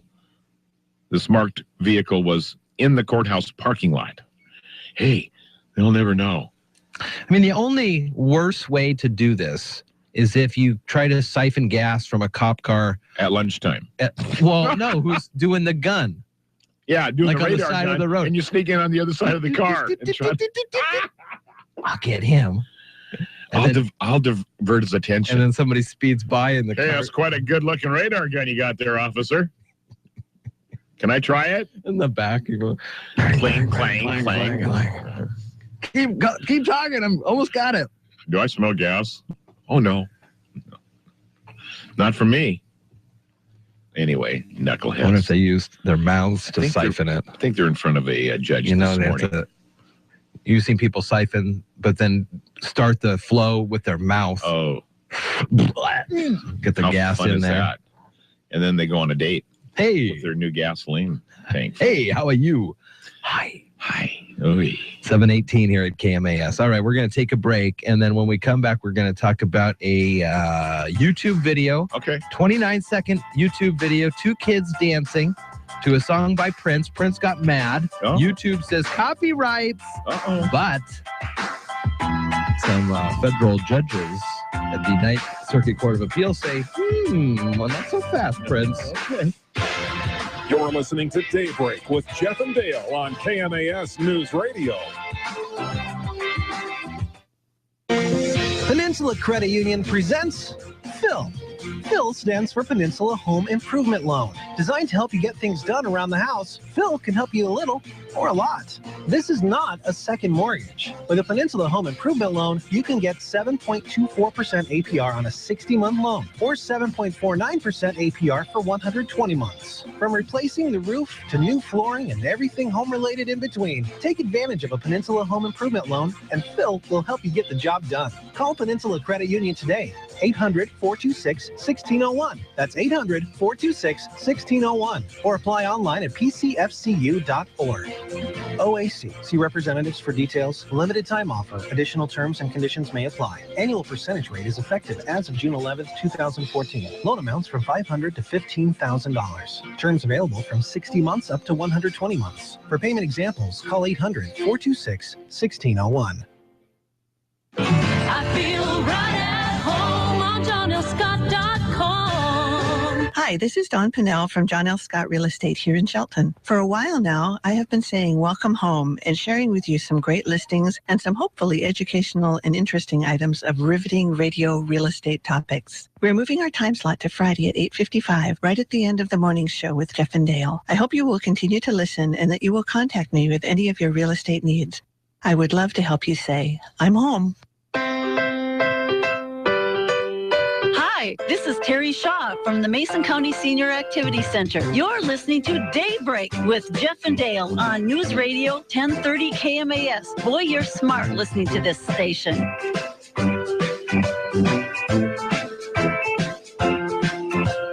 All right, good morning to you. We are streaming on the World Wide Web at KMAS.com and our video live stream available on the YouTube. And this story deals with YouTube. Way back in 2007 is where it all kind of gets started. A music company's demand that YouTube take down a 29-second home video of two kids dancing to a song by Prince backfired Monday when a federal appeals court used the case to make it harder for copyright holders to act against brief, non-commercial uses of their material. There you go. We have streaming video of the show right now, and we used to do a lot of clips of music clips like This Day in History. Love music clips. Oh, we love playing it. Well, we kept getting dinged by YouTube. Yeah. Can you do this? Well, we pay a licensing fees to play music on the radio. So we have the ability to do this, but it just adds another layer of complexity that I didn't want to deal with. So that's why we stopped doing music clips. Well, the 9th U.S. Circuit... Get back to doing it. I'm going to get back to doing it. The Circuit Court of Appeals in San Francisco says the copyright holder must first consider whether such a video amounts to fair use of the work, making it eligible to be legally posted. Basically, this thing happened. This lady had on her little kitchen stereo Prince playing in the background, and her kids are starting to dance to it, and she thinks it's the cutest thing ever, films it, whatever. Yeah. So they... Totally innocent. Yeah. They had the video up on YouTube, and then YouTube says, whoa, whoa, whoa, after getting a call from Prince's Universal Music Corporation.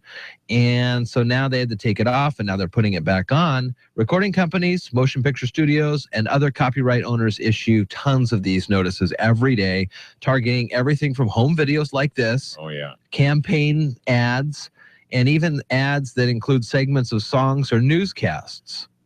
So what happens is a copyright holder tells a website that, hey, we don't like what these people are posting. It is violating our exclusive rights to license this material. But now they're saying, wait, well, is it really being a detriment to you? Yeah. And for the most part, the answer is no. Pretty amazing. And we will soon be moving our video presentation of the show off of YouTube. Oh, yeah. Keeping it on our website. And so we'll be able to do anything we want. Literally. Get ready for some extreme high-def close-ups of us. Nose hairs. Yeah. Stuff. And music as well. And so pretty interesting as this happened yesterday. It comes from the sfgate.com San Francisco website. Plus, we'll see more than just Jeff's back of his head. I know. Soon. That'll be exciting. Side of my head. Whatever's facing the camera right now. Three quarter. Your hair both directions. Yeah. You kind of got a Trump thing going there. I don't know if it's forward or backward. Man, I had left a good or right. Trump. Oh, I texted Carol last night because he was on, and I get so amazed. He just rips the media so much. He goes, "Who's a fan of the?" He's in Dallas where the Mavericks play. Right. He calls Mark Cuban, who owns the Mavericks, and probably that arena. And he was going to have a speech at a hotel, 500 people max. They call him a minute or two later. This is what he says in his speech. I don't know if it's true. Might be exaggerated a little. Could be an exaggeration. We need a bigger venue. So they go to like a convention center, holds 2,000 people. No, not big enough. Not going to work. 20,000 people showed up in Dallas yesterday. And he's like, and it's what's so funny is that he's ripping on Karl Rove. He's ripping on George Will, who are like Republican stalwarts. And he's talking about the media and how junky the media is. And boy, they wouldn't cover me if I wasn't giving them ratings. And hi CNN, hi MSNBC. And they're all taking his whole deal live. Mm-hmm. And he just opens his mouth and it's just a spew of talk. No teleprompters. And he's a very good communicator in that sense. Yeah. And he talks about the media and they're hanging on every word. And what do you guys think of the media? And the whole crowd just boo. But they're not going to take him off. No. He said, what did he say yesterday? He says, if someone finds a cure for like the worst disease ever, AIDS, we'll say AIDS, but they're not TV friendly, like the person is not going to be good on TV, they probably won't even cover it because it's all about ratings. Well, he's not too far from the truth. He's not. It's amazing, and you're right about this. And I got to say that Trump played a small role in our determining whether or not to cover this upcoming debate tomorrow night, because it's 7 hours of programming. Yeah, it's a long window. Longer than a football game, longer than a Mariners extra inning game. Yeah, it's a lot of stuff. And but the ratings were so good the first time around that how can you not? 25 people million are people. interested in this stuff. Mhm. So you got to. And part of the sideshow or the circus act is, what's he going to say next? Mhm. Who's he going to direct all of his diatribes on, tomorrow night? And I don't know what the blogs are saying this morning about his ripping on George Will and Karl Rove, but he was just like, boy, that Karl Rove is such a total incompetent jerk. That's what he said in Texas, where Rove got kind of his start on the Bush campaign. Yeah. Pretty crazy. It's amazing. It is amazing. It's amazing. It's amazing. So we'll see tomorrow will probably be historic radio. Yeah. At some level, we don't have any idea where it's going to come from or when it's going to occur, but something strange will happen tomorrow night. 2 to 9 on KMAS, wall-to-wall coverage with breakout sessions from some politicos talking about this and that, the other thing. But the real deal, Holyfield, will be a 3-hour primetime debate. Before that, about an hour and a half with the four bottom of and then from 6 to 9 or 5 to 8. How long is the post commentary period? I'll have to check my clock. But anyway, somewhere around 5 o'clock, I think, is when the actual big boys debate starts, and that'll be must listen tune. to. Yeah, tune it in. Indeed. So I'm afraid to open this story. NFL report cards, team by team grades for week 1. Cost of Chancellor's holdout will soon surpass $2 million. Another headline out there this morning. And frustrated Carroll, quote, "We never should have lost that game." Yeah. Well, he's right about that. And is there a Rolling Stone cover jinx? There was always the Sports Illustrated cover jinx, right? Think about this. Quarterbacks Andrew Luck and Russell Wilson both lose their games, and Des Bryant suffers a broken foot in week 1, and all 3 were on the cover of Rolling Stone this summer. Ooh, I love those kind of connections. Yeah. Yeah. That seem a little conspiracy to have theory going nothing to do with each anything. other. Yeah. Well, that is interesting. Yeah, it is. Sure is. Yep. So lots of stuff to cover here as we move through this Tuesday morning, the halfway point of September. Mm-hmm. The leaves are going to be falling. The sounds of Halloween creatures will be coming out of the woodwork here soon. Mm-hmm. I suspect you could get Halloween decorations and candy if you went to your favorite store today. Oh, I bought some new Halloween decorations in August. Well, you would, because you're always getting bigger, better, and badder. I'm ready for this You're Halloween. Scare your own son someday, and then you'll back off a little bit. Yeah, it could be. Or he'll be devilish like you and enjoy every second. I hope not. If he's anything like me, world, you are in for some trouble, I gotta say. Oh, man. He's got a nice demeanor. He's kind of got his mother's demeanor. He takes it all in before making any rash, reactions. I did enjoy his listening to the left towards the end of the day. He was into done. the morning at the Habitat Takes Flight. I read a thing about Elvis here on the news yesterday that he once took a flight to Denver and back just for one evening so he could get a 8,000 calorie peanut butter and jelly and bacon sandwich. Here it is. Elvis flew to Denver and back one night just to pick up a fool's gold loaf, 8,000 calorie sandwich made from hollowed out loaf of bread filled with an entire jar of peanut butter. Oh, my word. An entire jar of jelly and a pound of bacon. Sounds good. It does sound good. That's a bit much. It's a heart stopper. For it's me. a gut buster. It was on this day that the king had Don't Be Cruel. The top started a 5-week run. Intestines about that. Yeah. Whoa, don't be cruel. Don't feed me that. 1956. Oh, man. More highlights of history and lots of stuff after the news with Mary Lynn Foster. It's next at 7:30 already on KMAS. You're listening to Daybreak with Jeff and Dale on KMAS News Radio. Local news is brought to you by Fred Holmes Tree Service. FredHolmesTreeService.com, 427-4489. For KMAS Newsradio.com, I'm Mary Lynn Foster. The City of Shelton commissioners will take public comment to help them determine whether or not to pursue Community Economic Director Steve Goines' request to pursue U.S. EPA brownfield assessment grants. The grants are intended to assist communities with the identification, assessment, cleanup, and reuse of brownfield sites. Program goals include an improved environment and increased economic development opportunities within the selected communities. Some citizens believe the grants may identify more problems, resulting in further strain on the city's finances. Others feel identifying the sites will help clean them up and save potential investors time and money for redevelopment of properties in Shelton. The City Commission meeting is today at the Civic Center at 2 p.m. The Port of Grapeview has been short one commissioner since the untimely death of District 1 Commissioner Bill Vanderwall.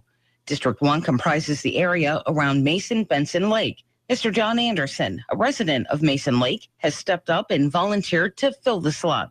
Mr. Anderson has had a Mason Lake property for 40 years, is active at the Mason-Benson Lake Center, volunteers as the North Mason Food Bank, and is a former member of the Grapeview School Board. Because the position was vacated after the deadline for elections, Mr. Anderson will serve until December 31st, 2017. The Coast Guard is suspending its search for 2 Olympia residents whose capsized boat was found last week.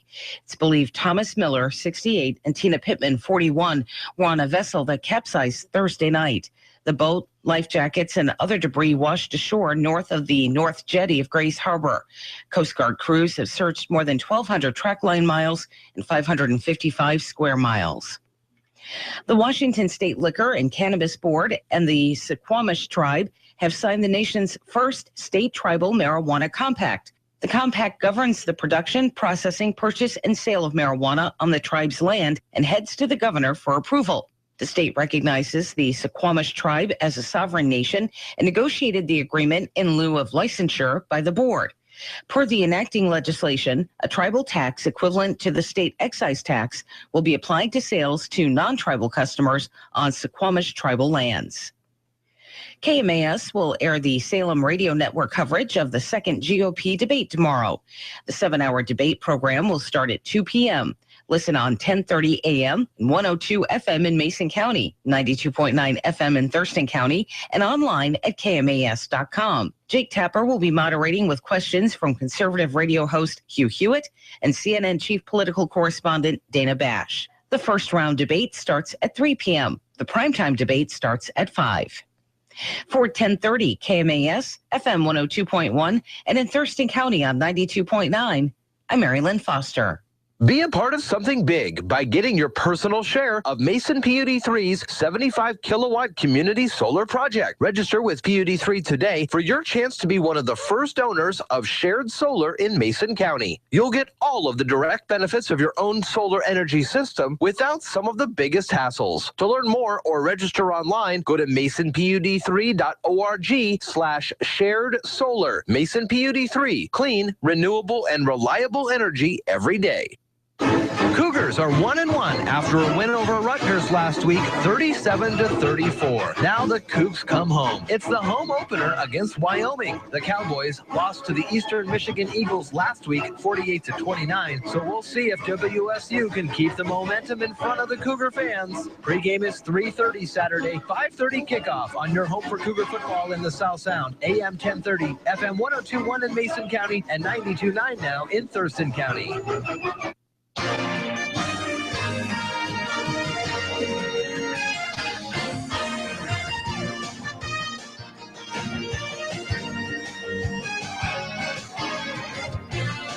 For News Radio 1030 KMAS Shelton, FM 102.1, 92.9 FM in Thurston County, and we are streaming audio and video this morning on YouTube, KMAS.com. Good morning and welcome to it.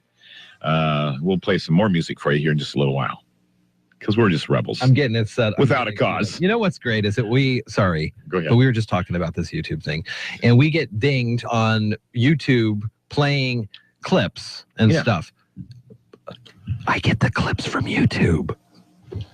Don't tell them. That's the weird thing. That's the wild thing. Is that I get them from the YouTube site. So they're there. If YouTube didn't have them, then we wouldn't play them. Dumbasses. All right. Great game for the Mariners last night. Sure Taijuan Walker pitched a great 7 innings of baseball, and Seth Smith, one of the new Smith brothers they're not brothers. There's 2 Smiths on the team. Mm-hmm. But you say Smith brothers because everybody thinks cough drops. Anyway, whatever. Seth Smith hit a home run, long ball, and 10-1, the final. Mariners win the first of 3 against the Angels, who are trying to fight themselves back into playoff contention. Game 2 today will not be easy for the Angels, as our own Felix Hernandez will be on the hill tonight, and he'll be going for win number 18 on the season, and he's focused. He pitched a whale of a game last week, so look out for that. That'll be fun. We'll have it for you. Pregame at 6, first pitch just a touch past 7. Grading out all the NFL teams after week 1 is in the books now, and the Seattle Seahawks in the middle of the pack with a C, a more generous letter grade than I would have given them, but we'll break it out a little bit. Marshawn Lynch broke every tackle it was possible to break. Russell Wilson improvised, adapted, and tried to overcome. Jimmy Graham prowled the low post for entry passes. Everyone else might as well have been honorary Jacksonville Jaguars. C- on offense, which is generous.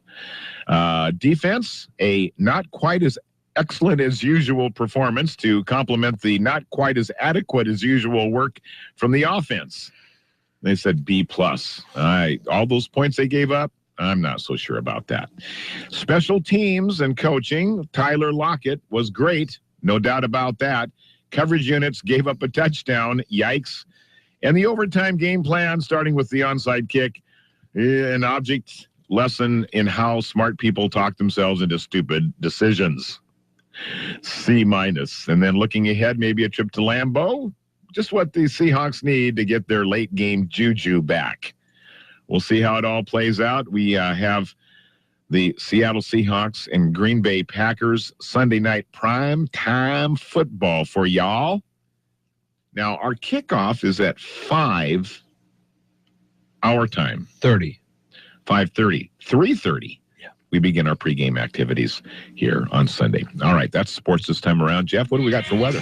Not bad out there now. Looks like the sun is starting to shine. A little partly cloudy sky, 42. We may see some rain about 1 o'clock or so this afternoon. We are going to warm up to about 65, and that'll be the same for tomorrow and Thursday as well. Warming up a little more on Friday. There's a golf tournament going on, a chamber golf tournament on Friday. Yes, and all day. Think you said it was a 10 o'clock tee. Yeah. You guys are going to be great. There's 60. Shotgun. And, very light chance of rain and about 60 at tee time. So you'll be good there. Alderbrook Golf Course celebrating their 50th year. Man, that's awesome. 50 years. Yeah. What a nice course. Saturday, 72. Right now, it's 42. It's Daybreak with Jeff and Dale on KMAS News Radio. Join the guys as they talk with neighbors, newsmakers, and each other, getting your day off to the absolute best possible start in the history of mornings. Connect with Jeff and Dale through the KMAS listener line, by email, or Facebook. Now, from the capital of the great state of Washington, Daybreak with Jeff and Dale.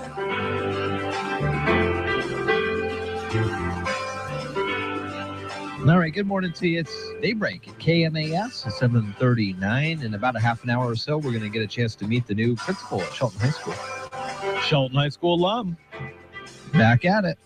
Yeah, that's an amazing story. That'll be fun to talk to her and to meet her. Now, it was, I think, kind of significant. I think, I always try to remember, when was the last time I stayed up late enough to watch one of these late shows that are on, all the talk shows that are on. And now I see that it's been about a year that I remember anyway. Barbara Streisand appeared on Jimmy Fallon's Tonight Show. And it was the first time she'd been on a late night interview since 1967. For some reason, I was up for that. And I saw her appear on that. Sure. She was on Johnny Carson's Tonight Show in 1967. Never did a late night TV interview again until a year ago today. Huh. How about that? Yeah. Pretty cool. She's a little elusive, but she's like stratosphere star. Yeah.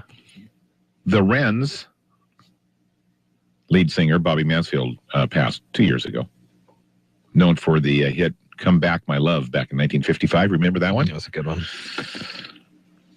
The Knack sued... The next Beatles.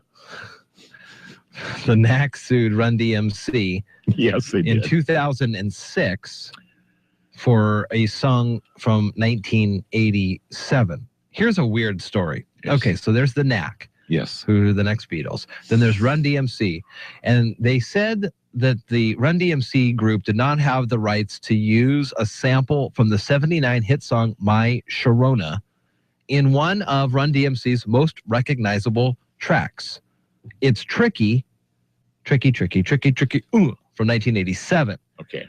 Now, why did the Knack take 2 decades to file this suit? Why, Jeff? They said they hadn't heard the song It's Tricky before 2005. Well, I believe that since I hadn't heard it either.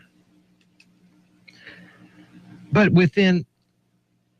if they did use a sample, again, just a sample, why wouldn't someone in the Knack camp, anybody, a producer, anybody who's just walking down the halls going, oh, I just was listening to Rock 107, and here's this new song by the Run DMC. It sounds just like your song, My Sharona. Yeah. You should take a listen in case it's the same deal. Somebody should have said something. You're 20 right. years. You are absolutely right. Statute of limitations on that? I don't know, but it just seems, if I was the judge, I'd be going, okay, you're just trying to get a paycheck because this could have been settled 20 years ago. Well, things didn't go quite exactly the way the Knack had planned. You know, they thought that I was going to be we were going to be the next Beatles. And that didn't work out. If it wouldn't have been for My Sharona, it wouldn't have been nothing. And then Run DMC just takes it. Yeah. And It's Tricky was a very popular song. Oh, my goodness. That's the Knack right there. This is them. 1962. Yeah. The Beatles were called a nothing group after an interview with Peter Jones of the London Daily Mirror. A nothing. They're nothing. Now, 2 years later, the Beatles were ordered off the stage at Cleveland's Public Auditorium so the screaming crowd could calm down. Yeah. Thinking Peter Jones never had to deal with that. That was a room full of grandmothers today. They're all grandmothers now. Right. All those screaming teens are grandmothers now. Huh. Isn't that funny to think about? I never thought about that. So all the screaming girls today will be somebody's grandmother someday. Just to keep it all.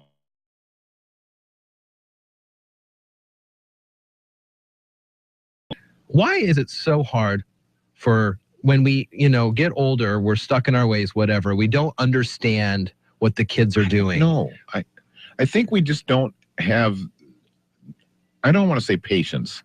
We just don't have the inclination to get into it. To deal with it. Yeah.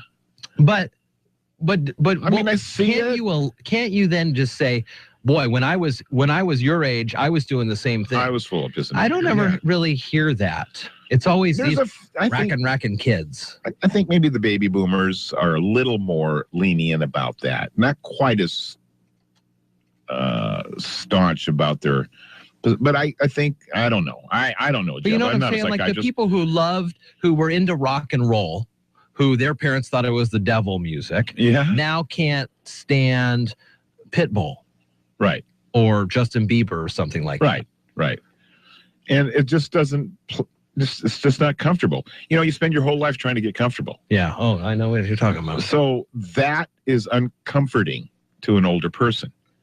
And it's not like they don't remember how they were. They do remember, but times are different now for them. Sure.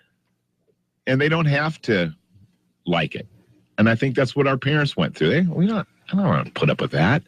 Give me a little Ella Fitzgerald or something, settle down. Yeah. So, screaming and hair down in your eyes. And, back in the day, back in the day. So, and you don't want to grow up and be a back in the day kind of a person, but you find out that eventually you do. Yeah.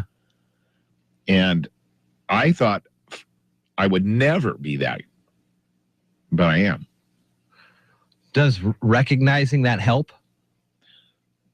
A little, but not much. Not enough. Not enough. There's going to always be generational differences. Sure. Always. I appreciate the new music. I'm not going to necessarily listen to it. I'm not going to be a big fan. I'm not going to be a fan, but I'll appreciate it if some kid goes, I connect with this. Yeah. This speaks to me on a level. A little bit of it is that you lose track. You're raising kids, now you're raising your family now. So you're beginning to understand that. And the next thing you know, 10 years will go by and you'll say, I haven't heard a new song in 10 years. Right. I don't know what those kids are listening to now. And then that's the beginning of it. That's the beginning of the separation. And your interest will go this way, while kids, you know, when you're a kid, you rule the world. The world is all about you. Right. And it is. I mean, through, you know, so it's hard. I think that bridging the generations is a difficult thing. That's why family is so important. Yeah. Because you overcome a lot of that. At least you can agree to disagree, and you can still love each other and be different generations. So, but man, I never thought, but I am. Yeah.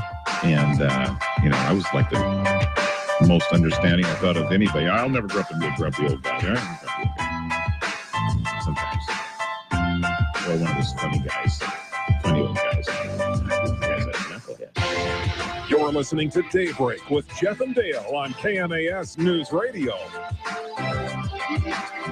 It's too late to get rid of a fire hazard after fire strikes during National Fire Prevention Week. KMAS News Radio says clear your attic, basement, and garage of clutter. Make sure your furnace and stoves are clean and in good repair.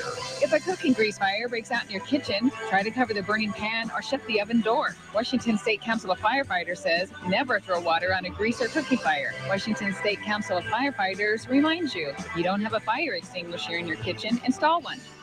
Are you tired of commuting to a job that makes someone else rich? Working harder than ever, but getting nowhere?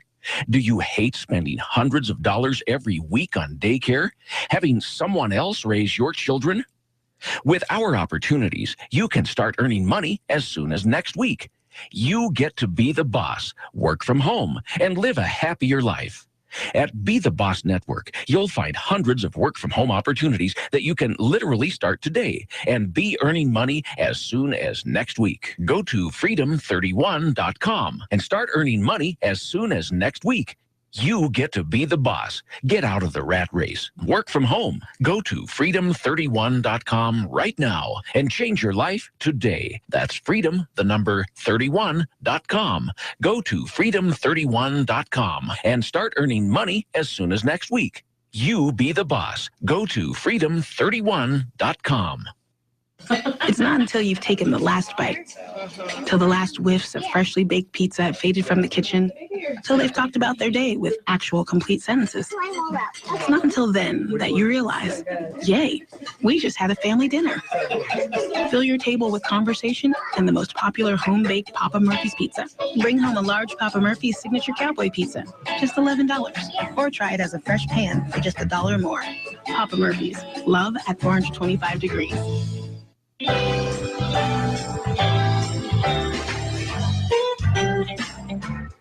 Hi, this is Detective William Adam at the Mason County Sheriff's Office, and you're listening to Daybreak with Jeff and Dale on News Radio KMAS. What a roster of support. Really? 65. You were not probably into this. Maybe you were. Big night on CBS, 1965. Okay. I remember 1965. Make sure you put that Swanson TV dinner there in the old oven. Here comes your chicken leg, your thigh, your mashed potatoes, corn, and a little brownie, because it's going to be a big night of TV. Big night of TV. That's what those Swanson TV dinners were all about. Lost in Space and Green Acres. Both premiered on CBS. Yeah, CBS ruled. CBS did rule. You know, CBS is like the silent killer. Why? What do you say that? Well, because, you know, NBC has Monday Night Football, and they claim that it's the most watched whatever, this and that, this and the other thing. But CBS always has shows that are in the top 10 that just kind of percolate. They're always They there. had that junk show, 2.5 Men, on for umpteen years, but it was always there's a lot popular. of 2.5 Men fans. It's unbelievable. Those fans, and then like Everybody Loves Raymond fans. Yeah. CBS to me never is a comedy channel, but they're like the hour-long drama channel. Drama channel. With NCIS, which I think starts tonight. Yeah. Gibbs is in the hospital. And speaking of 2.5 Men, Ducky is on it. Who's the guy? Not the crazy one, Charlie Sheen, but there was the other guy. Yeah. The other guy. Ducky. Well, Ducky's the medical examiner. No, I'm saying Ducky from like Pretty in Pink or something. What is the guy's name? John Cryer. Yes. John Cryer is going to be on NCIS. Now he's like the new surgeon. Did you see the previews? I did see the previews. Yes. And he's the surgeon working on Gibbs. What happened to Gibbs? I don't know. I don't remember last season. That it does look like high drama in the NCIS world. So back to CBS. Yes. They've always had great shows that just kind of percolate under they just kind of keep doing what they do. It's a good point. Now, to carry it in 1965, never was a big Lost in Space fan, but huge Green Acres fan. Oh, yeah. Shows you what kind of a mentality I had in 15. What was the name of that pig? Herbert? I think so. I don't know. Green Acres is a lake. I love it. I still watch it. That's not right. That's just not right. Okay. There was so the Battle of Britain was kind of going on around this time for you World War II nuts. The P-51 was up at the Habitat. Oh. And it was so cool to see the 7 Nazi flags on it. It was awesome. For the 7 shoot-downs, takedowns that the plane did. Yeah. The Luftwaffe, the German Luftwaffe, so they had the best in the business in 1940. They had the best planes, lots of jets, way advanced compared to Britain and America. German Luftwaffe, though, suffered the loss of 185 planes during the Battle of Britain. Yep. This was a big change in the tide, and Hitler was going, whoa, maybe we should not go over the channel and head into England. Yet. Yeah. Although the plans were there, but this was kind of this, he goes, let's test the waters, Battle of Britain. Smacked them a little harder than he thought they were going to. Oh, yeah. Well, this might not be as easy as I thought. Wow. There's all Greenpeace founded on this date, 1971. Is there any significant observations of that today? Seems like maybe there should. Seems like there should be. You'll hear about it in the fluff news parts, I bet. Perhaps. Okay. All right. And way back, the early and unofficial American flag was raised by Lieutenant Colonel Isaac Mott, seizing Fort Johnson from the British, 1775. This could have been our American flag. It was dark blue with the white word liberty spelled on it. Unfortunately, Isaac didn't know how to spell liberty, so that's why we don't have that flag today. That is a good one. That's a good story, isn't it? Some of which was true. Some of it. You have to decide which. Exactly. 7:54 here at KMAS. Old Farmers coming up in a little bit after the news with Marilyn Foster and ABC News. We'll check sports and weather. Pretty nice. 42 now. We have got a chance for you to talk and listen to our interview with the new Shelton High School principal.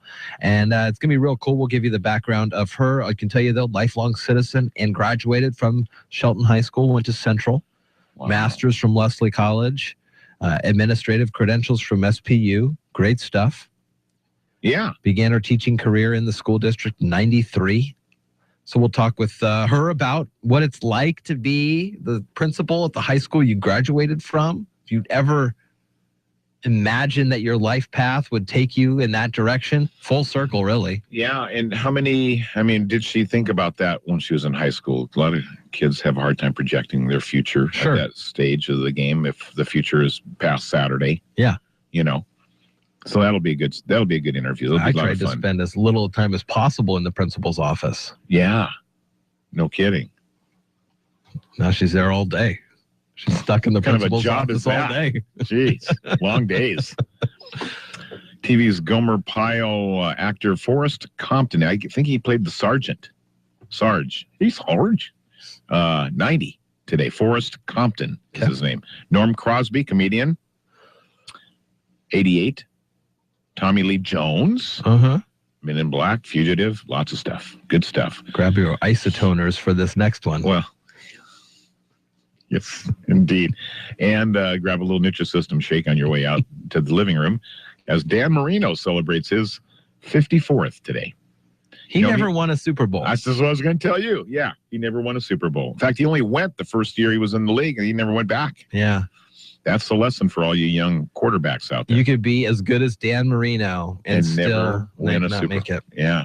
That's a tough pill right there.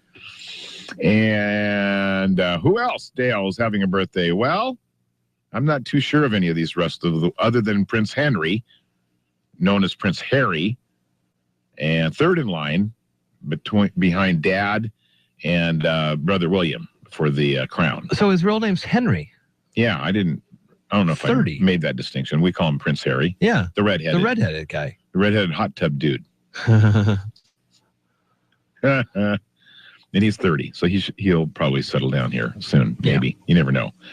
And Jackie Cooper, late Jackie Cooper, was born on this date in 1922. 7:56 here at KMAS. Got the latest in local news for ABC coming down the pike here in just a minute or so after the Old Farmer's Almanac. Marilyn Foster updates us on some information that you can also find at KMAS.com, including information about this brownfield assessment grants, and public comment is wanted. We have the story up on the website and would love for folks to take a closer read on that and add your comments there. There is some opportunities to go to meetings and talk about that. One of them is today at 2. Yes. So city meeting? I want to check on that. Okay. Now, yes, we talked about the 2 guys that tried to siphon gas from a sheriff's car in the courthouse parking lot in the broad daylight. And gosh, they got caught. Go figure. Shocker. Here's another one. Could be the dumbest bank robbery attempt ever. Bank robber comes into the bank. All right, give me all your money. No, wait. Just transfer it into my account. Here's my number. And yeah, there's a lot of DAs out there today. Yeah, there are. Put it in my account. Here's my account number. Here's my name. See ya. Thanks for doing that for me, by the way. Wow. I won't blow you guys up today. 8 o'clock. You're listening to Daybreak with Jeff and Dale on KMAS News Radio. Is nature sending us clues about the upcoming winter? We'll tell you which signs to watch for on the Old Farmer's Almanac radio report. Did you know a dirty CPAP system can make you sick? If you knew what could be growing in your mask and hose, you might not sleep so well. But now, SoClean.com has released the world's first and only automated CPAP cleaner and sanitizer. It kills 99.9% of all CPAP germs, and it's completely hands-free. For a limited time, you can try SoClean risk-free for 30 days. Just call 1-800-944-1065. SoClean changed the CPAP experience for the better. My health has improved. It's simple to use. I'm not worried about infections. SoClean destroys CPAP bacteria, viruses, and germs with no hassle. Never have to clean your machine by hand again. There's no water, chemicals, or disassembly. Just pop in your mask, close the lid, and presto, your CPAP system is clean and fresh in minutes. Call SoClean.com to try it risk-free at home for 30 days. This is a limited time offer, only available by calling 1-800-944-1065. That's 1-800-944-1065. With more practical tips and useful advice, this is the Old Farmer's Almanac radio report for Tuesday, September 15th, the 258th day of the year. Actor Tommy Lee Jones has a birthday, and mystery writer Agatha Christie was born on this day in 1890. Fall doesn't arrive for another week, but it's about this time of year that folks start looking for signs about the upcoming winter. A narrow-colored band on the woolly bear caterpillar, an abundance of acorns, or especially active squirrels are some well-known predictions of a harsh winter. Here's a few you may not have heard of. Thick hair on the nape of a cow's neck, woodpeckers sharing a tree, ants marching in a line, or hornets building nests unusually high. And don't forget the legend of the persimmon. If its seeds are spoon-shaped, expect a lot of snow. A knife shape predicts bitter cold, and a fork shape means a mild winter ahead. That's the Old Farmer's Almanac radio report. Learn more at almanac.com. Your home for Shelton High Climber football is 1030 KMAS Shelton, FM 102.1, and now in Thurston County on 92.9. Here's the latest from ABC News. I'm Karen Chase. A parent's worst nightmare is unfolding in Houston, where a school bus got into an accident and plummeted off a highway overpass, killing 2 and injuring 3 others. Horrified witnesses rushed to the toppled bus. I see a lot of people that probably wasn't going to make it, I think. That's why I was trying to come up here to see if I could help him. Officials say the cause of the accident is still under investigation. Firefighters are still losing the battle against the massive valley fire that has scorched a path of destruction across Napa Valley and consumed more than 700 homes. Right now, I'm still in shock, so I'm kind of numb from it, but when I have time alone, it's devastating. We lost everything. The fire is now 15% contained, but it's one of dozens burning in the state. Fellow airline passengers describe it as a bridesmaid's moment. A woman began pacing the aisle, mumbling, and finally kissing and punching a flight attendant. The pilot urged other passengers to restrain her while he made an emergency landing. ABC's Ryan Burrow has more. Cell phone video from passengers caught the woman being removed from the flight. The Indianapolis Airport Authority says the woman became unruly, was restrained to the back, where she struck a flight attendant and another passenger. And when they landed in Indianapolis, they say she kicked an airport police officer. Jim Saviano was on the flight and describes a wild scene. She was trying to talk the girl down. She seemed really calm. She's talking about her boyfriend. And then all of a sudden, she grabbed her by the face, kissed her, and then punched her in the face. That woman now faces several charges, including battery, criminal recklessness, and disruption of a flight. Ryan Burrow, ABC News. Another aspirin benefit, but it's not for everyone. Researchers say a daily low-dose aspirin can prevent heart attacks and strokes in those 50 to 60 and even prevent colorectal cancer with long-term use. An Australian lawmaker quoted lyrics from Taylor Swift's song Blank Space to make a point about the parliament's political crisis, including, so is it going to be forever or is it going to go down in flames? You can tell me when it's over if the high was worth the pain, as he chided others for backstabbing. This is ABC News. When you're running your own business, you're bound to be busy. Too busy. Too busy worrying about your budget. Too busy scheduling appointments. Too busy to build a website for your business. And because you're too busy, it has to be easy. And that's where Wix.com comes in. With Wix.com, it's easy for you to create your stunning website. Go to Wix.com and create your website today. It's easy and free. That's Wix.com. Where do more than 2 million people go each day to do their best work? They go to Regis. Regis has beautifully designed tech-powered offices and co-working spaces with full admin support. Let Regis manage the details for you so you can focus on your business. Call Regis at 1-800-OFFICES to get up and running fast, without the hassle. Join the 2 million people who have found a better way to work. And right now, get a free office or meeting room for a day when you call 1-800-OFFICES. Regis, here to help you grow. Republican presidential candidates are heading to California for the second debate of the primary season.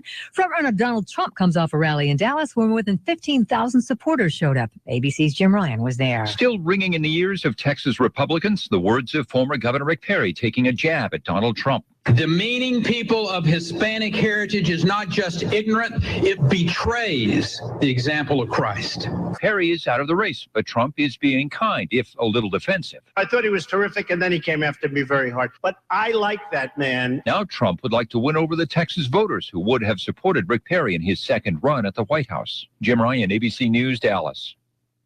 A high school in Kansas City has crowned its first transgender homecoming queen. Landon Peterson is also a cheerleader and transitioned to a female just last year. She says she felt like a normal girl for one of the first times in her life. She now plans a future as a hair and makeup artist in hope of helping other transgender youth. Karen Chase, ABC News. Local news is brought to you by Shelton Health and Rehabilitation Center. Find them online at sheltonhealthandrehab.com. For KMAS Newsradio.com, I'm Mary Lynn Foster. The Port of Grapeview has been short one commissioner since the untimely death of District 1 Commissioner Bill Vanderwall.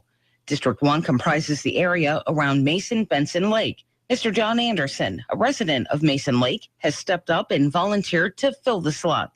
Mr. Anderson has had a Mason Lake property for 40 years, is active at the Mason-Benson Lake Center, volunteers as the North Mason Food Bank, and is a former member of the Grapeview School Board. Because the position was vacated after the deadline for elections, Mr. Anderson will serve until December 31st, 2017. The Coast Guard is suspending its search for 2 Olympia residents whose capsized boat was found last week. It's believed Thomas Miller, 68, and Tina Pittman, 41, were on a vessel that capsized Thursday night. The boat, life jackets, and other debris washed ashore north of the North Jetty of Grays Harbor.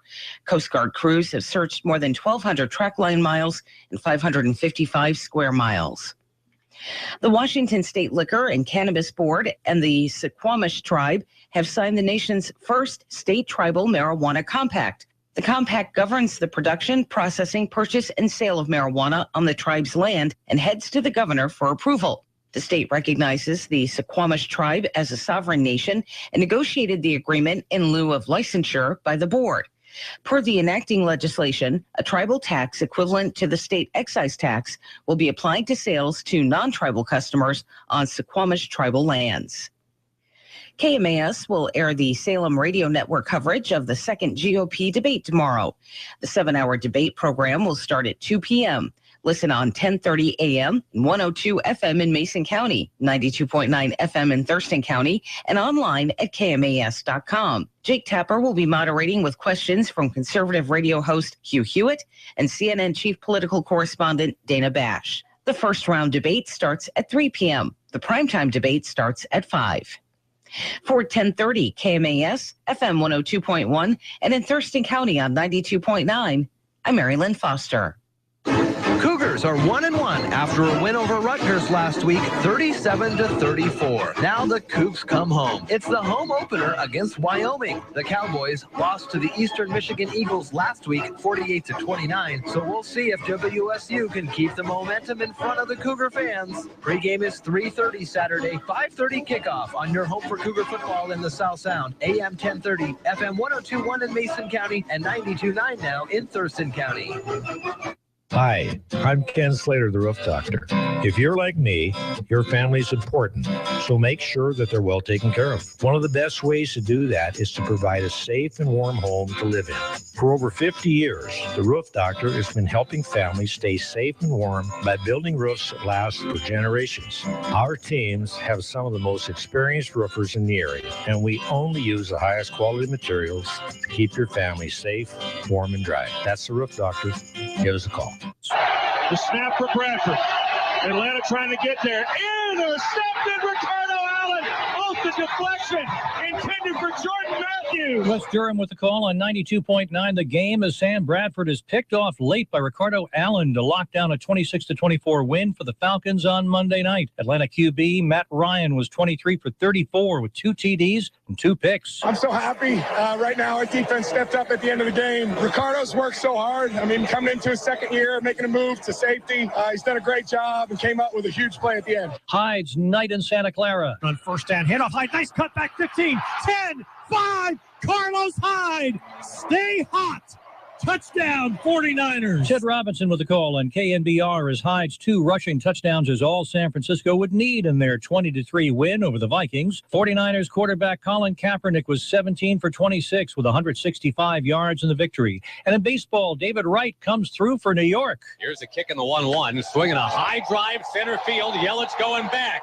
Yelich at the track. It is over his head and bouncing over that orange line. That's going to get Young in to break this tie. It is 4-3 New York. Josh Lewin with the call on 710 WOR as the Mets top the Marlins 4-3. The Nationals beat the Phillies 8-7 in 11 innings. So the Mets' magic number to clinch the NL East is down to 10. Prince powers the Rangers past Houston. The 3-2 with the runner on the move and the ball is lifted high into the air. Deep center field. Marisnik going back. He's at the track at the wall. He leaps and it is gone. Prince Fielder with a home run. Matt Hicks with a call on KRLD as Fielder's 2-run dinger in the 8th inning put the Rangers past the Astros 5-3. Texas now trails Houston by a half game in the AL West. And the Yankees edged the Rays 4-1. Chuck Severson, ABC Sports.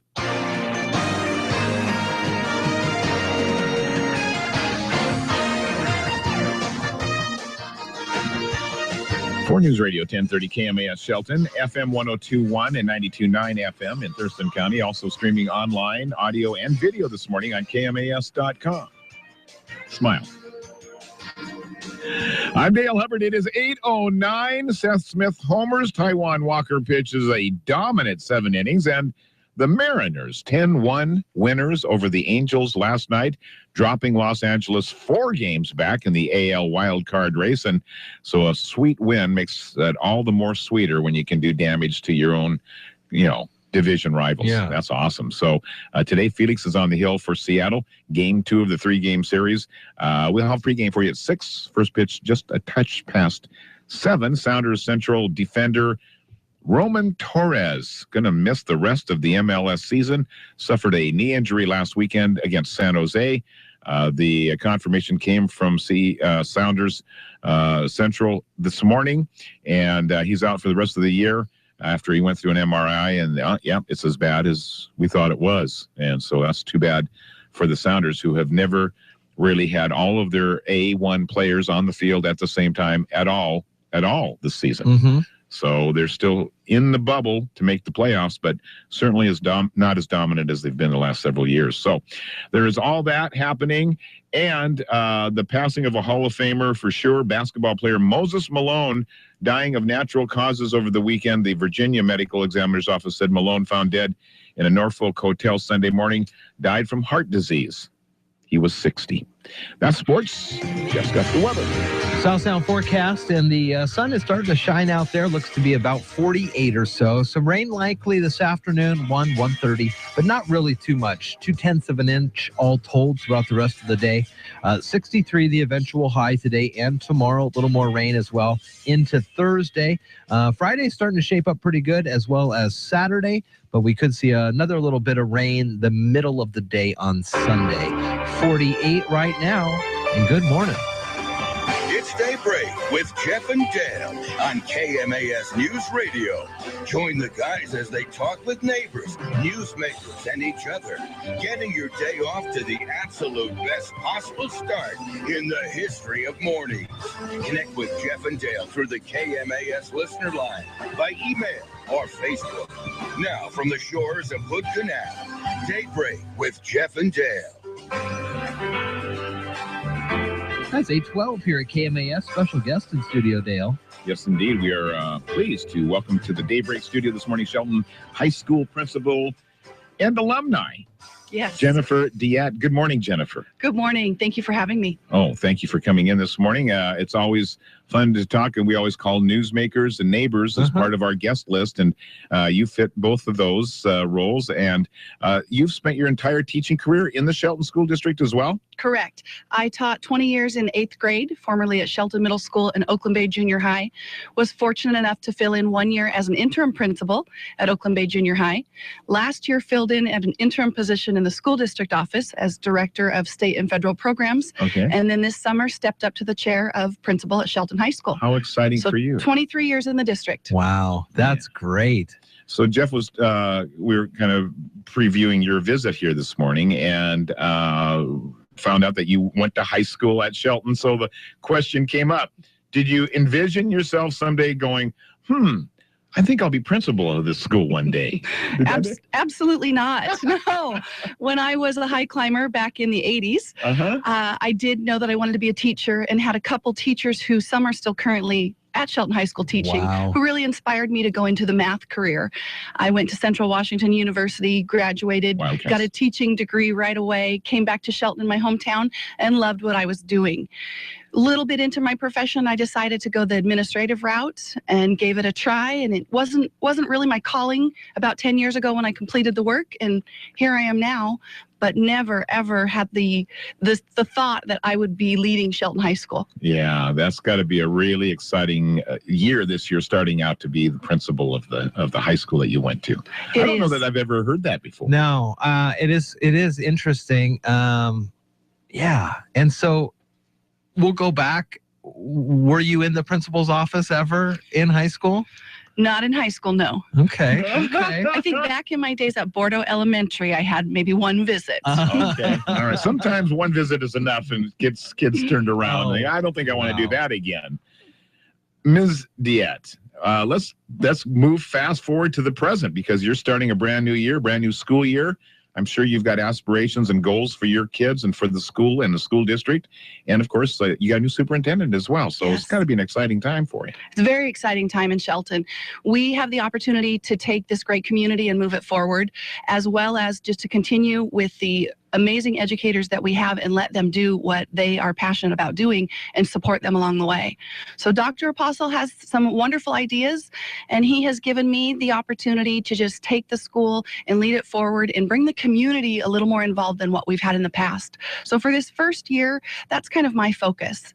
How do we show pride in our community as well as in our school, and what can we do to embrace those community partnerships? I have been to the school 4 times more than I have in the past 4 years, preparing for football season broadcasts, talking with the athletic director, Mr. Judson, and we've had several visits with the superintendent. The word community comes up an awfully lot. Yes. And there is just a new feeling or sense. The home game and the community pride night and the senior sunrise breakfast, all indicators that there's a new attitude and a new movement afoot. And we have pledged as a media to cover the high school, not just the premier athletic events that are going on, but all facets of extracurricular activities that are going on up there on an unprecedented level this year, because we're buying in as well. School is the heartbeat of a community. It should be. And it should be. And if we've misplaced that along the way, we're going to try to get it back, because it really does make a big difference. And I think maybe the whole pool controversy focused us all back to where we were supposed to be focused. I think you're right. I think the pool situation really rallied our community together and in a positive direction, not knowing that we were going to see the additional changes that have come our way. I'm in my 3rd week as principal at Shelton High School, so still a lot of learning. But yeah, we have a proud community and we have a lot of community support. I think in the past, people haven't necessarily known how to get involved. Even in the classroom level, I saw that. As an 8th grade teacher, I don't recall a single parent volunteer in my room, where in the elementary level, that's so much more common. Right. So I think as our students grow and become in that secondary arena, the parents step away more and allow more independence. And we're asking the community to come back at these later years and see what you can do with your child and support, not only for your child, but your niece or your nephew or your grandchild. And just, here we go, high climbers. Yeah, well, that's well spoken, well said. I think you're going to see that kind of I don't know if it's a rebirth or just a new excitement, but a focus. And so very best of luck to you this coming school year. Congratulations on your new position and achieving success in your career. And it's got to be doubly satisfying. Now, do you have a lot of family still in the area too, or? I do. Both my husband and I are natives of Shelton, so we both have some family members that still live in the community, and hopefully I can hold an opportunity. And I'll tell you, being principal at Shelton High School, it just feels good. Yeah, I bet. What fun. Full circle. Yeah. Good time. So what's coming up? We've got a big an away game for the high school football team, but there's a lot of other things. And then I'd imagine homecoming is coming up soon. Absolutely. This week alone, we have 2 home soccer matches. We have a home volleyball match. I believe next week we have 2 home tennis matches. So like you said, it's not just those sports that you often hear about. We have a lot of activities going on. Yeah. Our pool is not quite ready, but we do have a home swim meet for early October. Wow. So we're hoping to unveil that. And homecoming is about the second to the last week in October. So you definitely will get more information, and our Spirit Week and our homecoming game and our assembly. Yeah. That is exciting stuff. Yeah, just hearing those terms and all that kind of just makes us all flush back to our high school days. It's great. And all that. So, Ms. Jennifer Diet, and a lifelong resident and now the principal of Shelton High School. Thank you again for being on the show with us. Thank you very much. All right, it is 8:20. We'll take a quick break and be right back with more Daybreak on this Tuesday, right after these messages.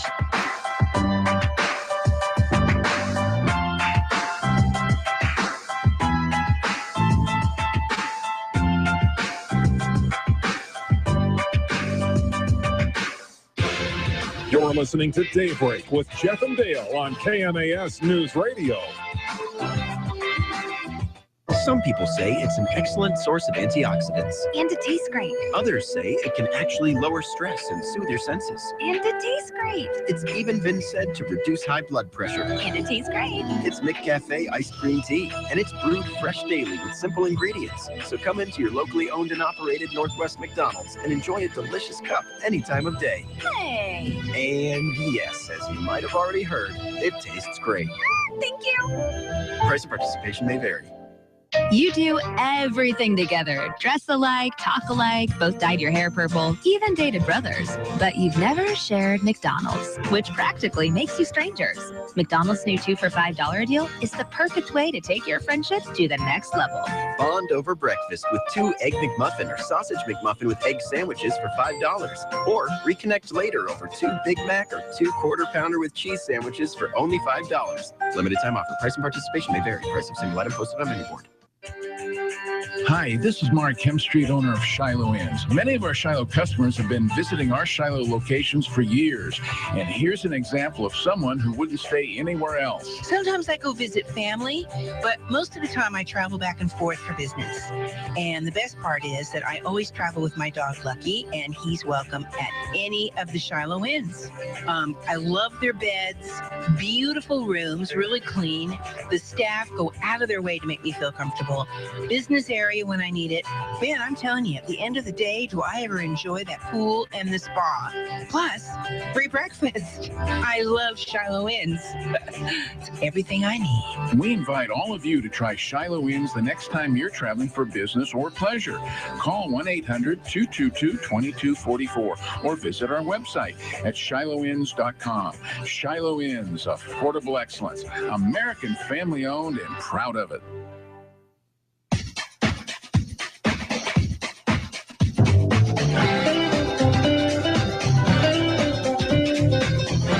Good morning, this is Chief Deputy Ryan Sperling, and you're listening to Daybreak with Jeff and Dale on KMAS.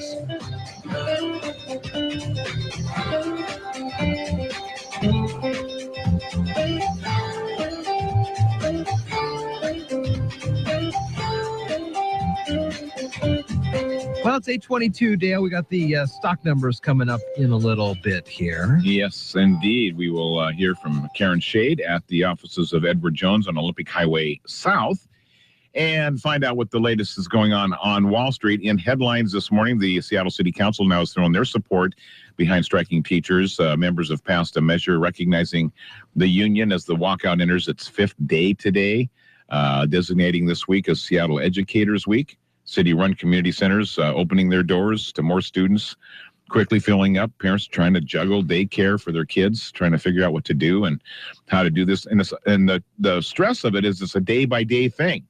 So you never know from day to day if you're going to need to change your schedule.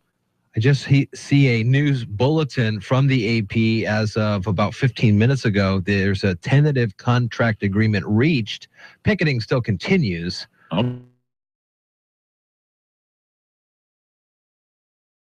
I'll see if we can find that story for you in the latter half of this hour. Okay, that would be important. Meanwhile, the teachers in Pasco have voted overwhelmingly to approve their contract agreement, thus ending their 2-week strike there. And then we heard this morning that now the Kelso School District teachers an agreement by the end of today. So there is still a few pockets of discontent and labor negotiations going on. And it looks as though there's 3 school districts that were involved in things this morning. Pasco seems to be going to the direction of getting back to normal. The other school districts still trying to figure out what's the best to move forward with. 8:24 here at KMAS, KMAS.com. And tomorrow at 2, we start the coverage of the second GOP debate. It's going to be from the Reagan Library in California. CNN and Jake Tapper and Dana Bash are the TV folks. And then Hugh Hewitt from the Salem Radio Network will be the other third debate moderator tomorrow. And there's going to be 4 or 5 folks in the first debate, about an hour and a half, and then the big debate is about a 3-hour deal tomorrow afternoon. And some of the folks, of course, you'll see the front runner Trump, second now Ben Carson, the neurosurgeon, he'll be there. Carly Fiorina was added late as CNN kind of changed its standards. Not changed its standards, but re-looked at how people were doing in the polls. Because, like, up until last week, I don't know if she was even part of it, but Perry was, and he shut his whole thing down. But he was still part of the campaign, and then he wasn't part of the big debate. And then Fiorina has really been surging a little lately, and so she's now vaunted up into the new into the primetime. She's the one candidate of them all that seems to get her shots back at Trump. The only thing that stick. It's only one of all of them that's been able to answer with a volley of her own back at him. Again, I think to the astonishment of a lot of the population, Trump's numbers are still through the roof. He's still marching along, and some people thought it was a flash in the pan, thought it was a publicity stunt, et cetera, et cetera. And he hasn't stopped being bombastic. He hasn't stopped saying politically incorrect things. But yet he's still at the top of the polls. Ben Carson is pushing his way into second place, kind of an unusual candidate. And so there's two that have never held political office that are leading the Republican parade of candidates that are out there this time around. So pretty interesting stuff. Again, uninterrupted, complete coverage of all 16 candidates tomorrow. Beginning at 2 o'clock in the afternoon, we'll go all the way till 9 o'clock that evening with coverage of the two debates. It's going to be, something brand new, unprecedented here for us to present that long form of a political show. My gosh, it's just be interesting to listen to. Yeah. It'll be pretty good radio. How's this for some strange bedfellows this morning? Elton John and Vladimir Putin. What? Elton John thanked President Vladimir Putin for reaching out to talk with him about the LGBT community. Russia is very anti-gay, and you can't do much of anything. I mean, it's like illegal. Yeah. The legendary artist posted on his Instagram that Putin called him by phone, and then they're going to meet to talk about equality. Thank you, President Vladimir Putin, for reaching out and speaking via phone with me. I look forward to meeting you face-to-face to discuss LGBT equality in Russia. He did an interview, I guess, with the BBC, Elton did, saying, I want to talk with Putin about his ridiculous attitude towards gay rights. It's probably pie in the sky. He laughed, yada, yada, who knows? But he called him. Wow. They talked. P.S., when you were riding that horse with no shirt on, what was the horse's name? What? I mean, how can you be anti-gay and you wear you take photos like that? Yeah. Goodness gracious. Shirtless Vladdy Putin. He does a lot. I saw it's like a Bowflex type of deal they built for him. Yeah. Only it is massive. Yeah. It's good to be the He's king. a Soviet leader. Good to be the king. All right. Karen Shade's on the line from Edward Jones. Good morning. Good morning. How are you? I'm doing super. How are you? Good. Thank you. We're doing good, too, in case you were wondering. Well, okay, so here's the thing. Isn't Prince Harry, he really isn't third in line anymore. He's fifth in line. Yeah, the two new kids. Because the kids from Prince William. Sorry, I know my royalty. Sorry. Sorry, I apologize to you. So, I'm like, nope, you're wrong there. Because kids. Yeah, I just have. I did not research that story. Well, there you go. You were close, though. I was close. Now he really can do anything he wants. So then he does. So the spotlight's way off of him now. It is. Yeah, so bring on the hot tubs. Yeah, I remember when he was born. I was in England when he was born, as William, too. That's when we lived there. So, yeah. Wow. Yeah. You get around. You know that, don't you? Yeah, that doesn't sound very good. It doesn't sound good, but it's the truth. Yeah, there we go. Okay. All right, very good. So Wall Street, how are they doing? They're doing good. U.S. stocks are gaining with mixed economic reports, and as investors look forward to the Federal Reserve decision on interest rates. In economic news, retail sales increased modestly in August as consumers continue to benefit from low gasoline prices and strong job and income growth.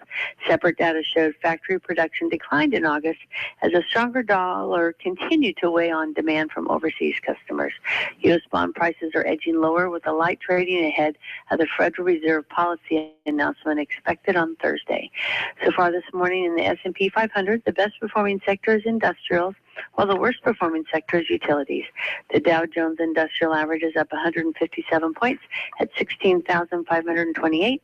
The Standard & Poor's 500 Index is up 14 points at 1,967. And the NASDAQ Composite Index is up 40 points at 4,846. This morning, volume on the New York Stock Exchange is moderate, with 190 million shares being traded, and advancers are outnumbering decliners by a roughly 4-to-1 margin. In the commodity markets, the spot price of gold is down $4.16 to $1,104.93.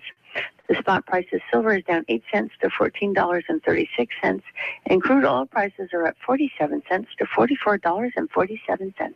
In the bond markets, the 30-year Treasury yield is currently 3.01%, and the 10-year Treasury yield is 2.23%. Stocks of local interest: Amazon is up $2.62. Costco is up 35 cents, Boeing is up $1.95, Starbucks is up 32 cents, and Microsoft is up 96 cents.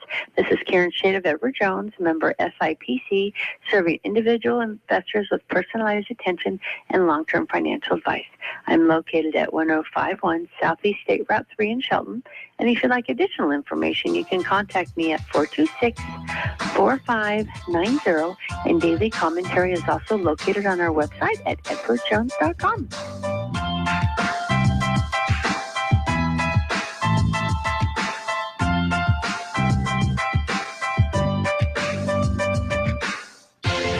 You're listening to Daybreak with Jeff and Dale on KMAS News Radio. Local news is brought to you by Fred Holmes Tree Service. FredHolmesTreeService.com, 427-4489. For KMAS Newsradio.com, I'm Mary Lynn Foster. The Port of Grapeview has been short one commissioner since the untimely death of District 1 Commissioner Bill Vanderwall. District 1 comprises the area around Mason-Benson Lake. Mr. John Anderson, a resident of Mason Lake, has stepped up and volunteered to fill the slot. Mr. Anderson has had a Mason Lake property for 40 years, is active at the Mason-Benson Lake Center, volunteers as the North Mason Food Bank, and is a former member of the Grapeview School Board. Because the position was vacated after the deadline for elections, Mr. Anderson will serve until December 31st, 2017. The Coast Guard is suspending its search for 2 Olympia residents whose capsized boat was found last week. It's believed Thomas Miller, 68, and Tina Pittman, 41, were on a vessel that capsized Thursday night. The boat, life jackets, and other debris washed ashore north of the North Jetty of Grace Harbor. Coast Guard crews have searched more than 1,200 trackline miles and 555 square miles. The Washington State Liquor and Cannabis Board and the Suquamish Tribe have signed the nation's first state tribal marijuana compact. The compact governs the production, processing, purchase, and sale of marijuana on the tribe's land and heads to the governor for approval. The state recognizes the Suquamish Tribe as a sovereign nation and negotiated the agreement in lieu of licensure by the board. Per the enacting legislation, a tribal tax equivalent to the state excise tax will be applied to sales to non-tribal customers.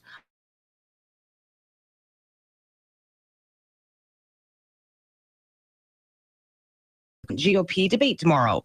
The 7-hour debate program will start at 2 p.m. Listen on 10:30 a.m., 102 FM in Mason County, 92.9 FM in Thurston County, and online at KMAS.com. Jake Tapper will be moderating with questions from conservative radio host Hugh Hewitt and CNN chief political correspondent Dana Bash. The first round debate starts at 3 p.m. The primetime debate starts at 5. For 1030 KMAS, FM 102.1, and in Thurston County on 92.9, I'm Mary Lynn Foster. Imagine yourself driving down the peaceful stretch of road, the wind rushing past your open window, the cares of the world behind you because you are on vacation. Suddenly, don't let this ruin your vacation. Head into Whitney Chevrolet, where we can either inspect your current vehicle or get you into something more reliable. Right now, we have the best selection in over 5 years. Check out our inventory at whitneychev.com, then come in and see us. It's worth the drive to Whitney's, just down the road to Whitney. Take KMAS wherever you go with our new free KMAS mobile app. It's a free download from either your Apple or Android device. Check out the latest news, connect with KMAS, and even listen wherever you have a signal. Search KMAS in your app store and download our free KMAS app today. Subscribe to our YouTube channel and watch Daybreak live. Follow the link on KMAS.com or search KMAS Radio on YouTube.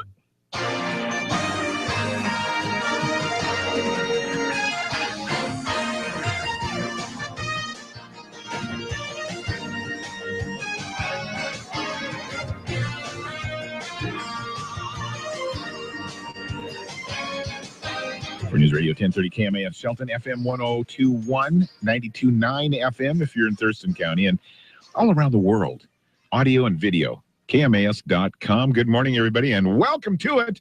It's a Tuesday Don't Be Blues Day. Unless, of course, you're the LA Angels. You're feeling a little bit blue this morning. You're now 4 games out of the wild card race. You're trying to struggle. You're going up against the struggling Mariners. The Mariners whoop on you 10-1. Wow. Taijuan Walker.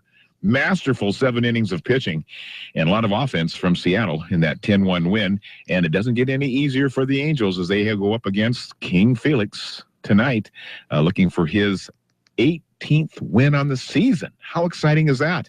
So we begin our coverage at 6. First pitch, just a touch past 7 this evening. Golf funny man David Faraday. You ever see his stuff? Yeah. He's got a show on the Golf Channel called Faraday. He's always good for a snappy crack, here and there, and he always has some funny lines. And he's quite a golfer in his own right. He's from Scotland, I think, Irish. Well, I'll find out here in just a second. Anyway, he'd been with CBS Sports for nearly 20 years, but did not renew his contract a couple of weeks ago.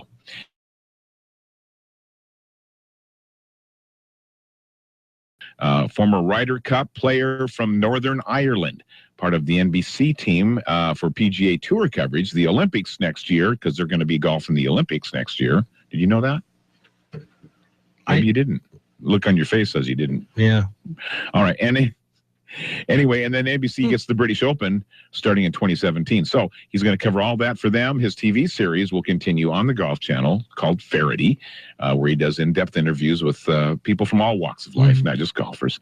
And NBC also plans new ventures through a Universal Television development deal. He is really good TV. He's an interesting guy. Yeah. And for tournament coverage, Faraday will be splitting time between the golf course and as a tower analyst. So he'll get in shape, too, climbing up and down the tower. so that's sports this time around. Just got the weather forecast for us. Yeah, for sure. At 8:37 this morning, the sun is out there shining. We're seeing it about 50. The rain has now moved to about 2:30 this afternoon if we're going to see any of it. So it gets later and later in the day. Tomorrow, mid-60s as well. Thursday, more of the same. Friday, 70. Slight chance of rain. Chamber Golf Tournament on Friday, looking good for y'all out there. Tee off around 10 at the Alderbrook. Saturday looks good, too. Low 70s. It's Daybreak with Jeff and Dale on KMAS News Radio. Join the guys as they talk with neighbors, newsmakers, and each other, getting your day off to the absolute best possible start in the history of mornings. Connect with Jeff and Dale through the KMAS listener line, by email or Facebook. Now, from the gateway to the Olympic Mountains, Daybreak with Jeff and Dale.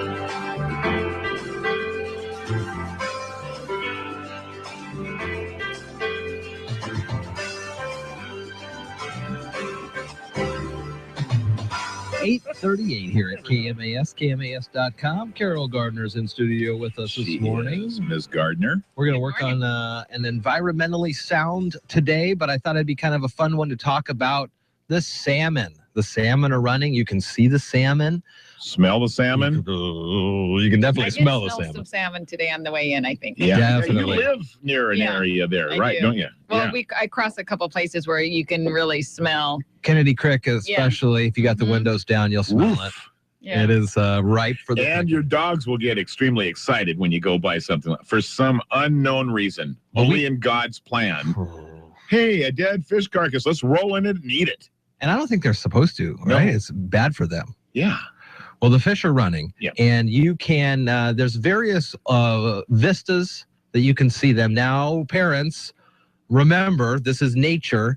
So if you're going to, for example, the Fifth Avenue Bridge to see the salmon, nature happens at this point. There are not only salmon, but people who like to eat salmon, talking sea lions and seals and whatever, they will do a number on some of these fish, and your kids may see it. So it's probably good to explain Maybe them. graphic. Could be very graphic. And three-dimensional and real. You've seen the sea lions and seals at these places? They sit right off this way. The Fifth Avenue Bridge? Yeah, they're down there. Oh, really? Oh, yeah. I haven't been down there to watch them. Yeah, and forever. it is, it can be really shocking. National Geographic without Yeah, any like National filters. Geographic. Right where the waterway hits Puget Sound Mhm. from Lake Washington is another area where the seal and sea lions like to hang. Yeah. Wherever there's a large population of salmon Right. migrating. So that's one of the places. Yeah, Carol kind of found a list of some other things at places we can go and see. Yeah, well, I mean, August through mid-September, which is pretty much, it's probably ending right now, but the Fifth Avenue Dam Fish Ladder. And then Tumwater Falls Park is from like September to mid-October. Okay. You can So walk the that's a good one. Deschutes Trail Loop. And So that takes them a month Run. to get from, because the Fifth Avenue is at the end of the Deschutes, essentially. It's got to get through that Mhm. Capitol Lake, but they travel right up through the Tumwater. So it takes them a month to do that. Well, I mean, Ish. A month-ish. Yeah. I mean, it's probably all sort of just happening. But yeah, I don't know. I definitely should go down there and check it out. And then You know? Kennedy Creek traditionally has had some later in the season, which and people can walk right up along there. Mhm. But Didn't you go back? Didn't you go do that last year? A a couple couple years, years ago, I went and saw it. It's a nice walk. Beautiful Yeah, little walk. and then they say that really starts about November. I wonder how much difference it is with the weather this summer. If that has caused any problems, or the drought has caused any delays. I don't know if it causes delays or not, but it is causing a challenge.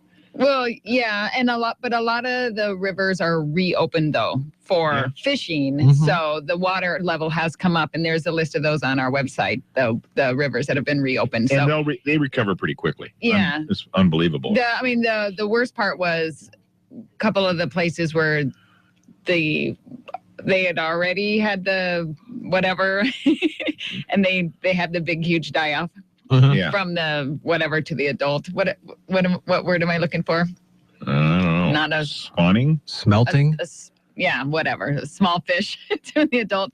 They had a huge die off already. So I mean, Fingerlings? if it was still really low, then that would probably be the huge problem. Schaefer State Park is another place to see the fish migrating up the creeks, and very shallow and very good first-person view of that happening. Just virtually almost anywhere where tributaries and streams work themselves from the upper hills down to a saltwater body.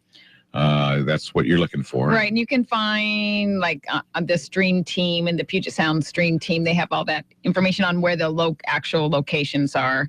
Because like Kennedy Creek is just off of 101 down past, I don't know what milepost that is, but it's right between like Mason County and Thurston County, right in that little area. And then the Fifth Avenue is obviously downtown Olympia, and Schaefer Park is East Grays Harbor. East Grays Harbor. Right off Mason County line. Okay, there. so yeah, you can find all that information. I'm looking at the Mason County hikes and walks map here, explorehoodcanal.com. They talk about Belfair State Park Trail. Yep. The Theller Refuge, of course, Yes. is a great place. Yeah. Pacific Northwest Super Salmon there. Center. Yeah. They're on here all the time talking about the Twinoa State Park Trail. It does have some tributaries there, some creeks.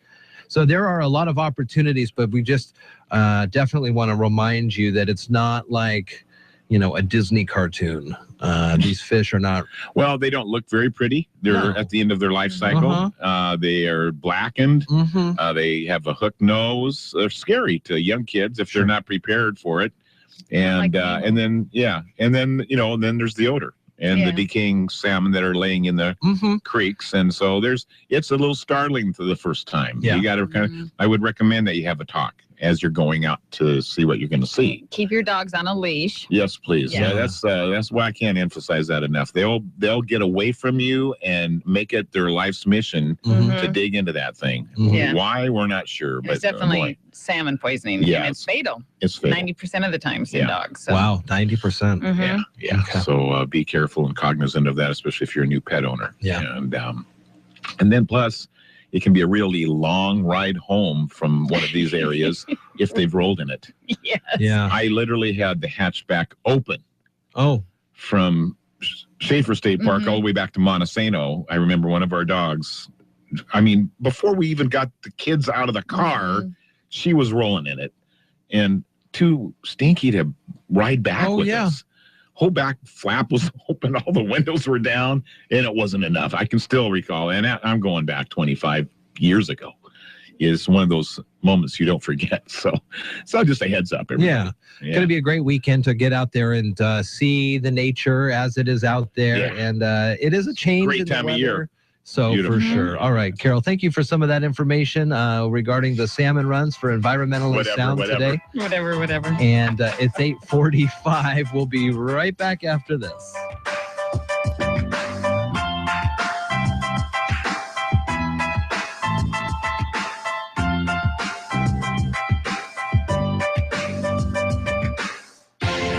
You're listening to Daybreak with Jeff and Dale on KMAS News Radio. Taylor Shellfish is a proud sponsor of the Environmentally Sound program. For 5 generations, the Taylor family's been stewards of a healthy and prosperous Puget Sound. In partnership with nature, Taylor Shellfish brings you the freshest, most sustainable shellfish you'll ever eat. Visit their store at 136 Southeast Lynch Road. Open daily from 10 to 6, and they're online at TaylorShellfishFarms.com. Mason County Garbage and Recycling on Johns Prairie here in Shelton is pleased to offer safe and efficient removal services. Mason County Garbage and Recycling is always mindful of environmental standards and is continuously striving for the highest excellence. Mason County Garbage and Recycling, upholding your trust within the community. Questions? Call 426-8729. In Belfair, 275-4590. At Value Ford, you're thinking about trading your car or trading your truck. Well, you can go all over the country and buy something. The reason you come to Value Ford is they don't play the games. In fact, most cases, the owner himself comes out and sits down with you, and you don't have that back and forth that all the other car dealerships do. Come to Value Ford, you'll get an honest deal. Yes, we have to make a profit. That's how we stay in business. But we treat you right and give you a fair deal. No games, no gimmicks, no flashy. That's Value Ford in Elma. Come see us.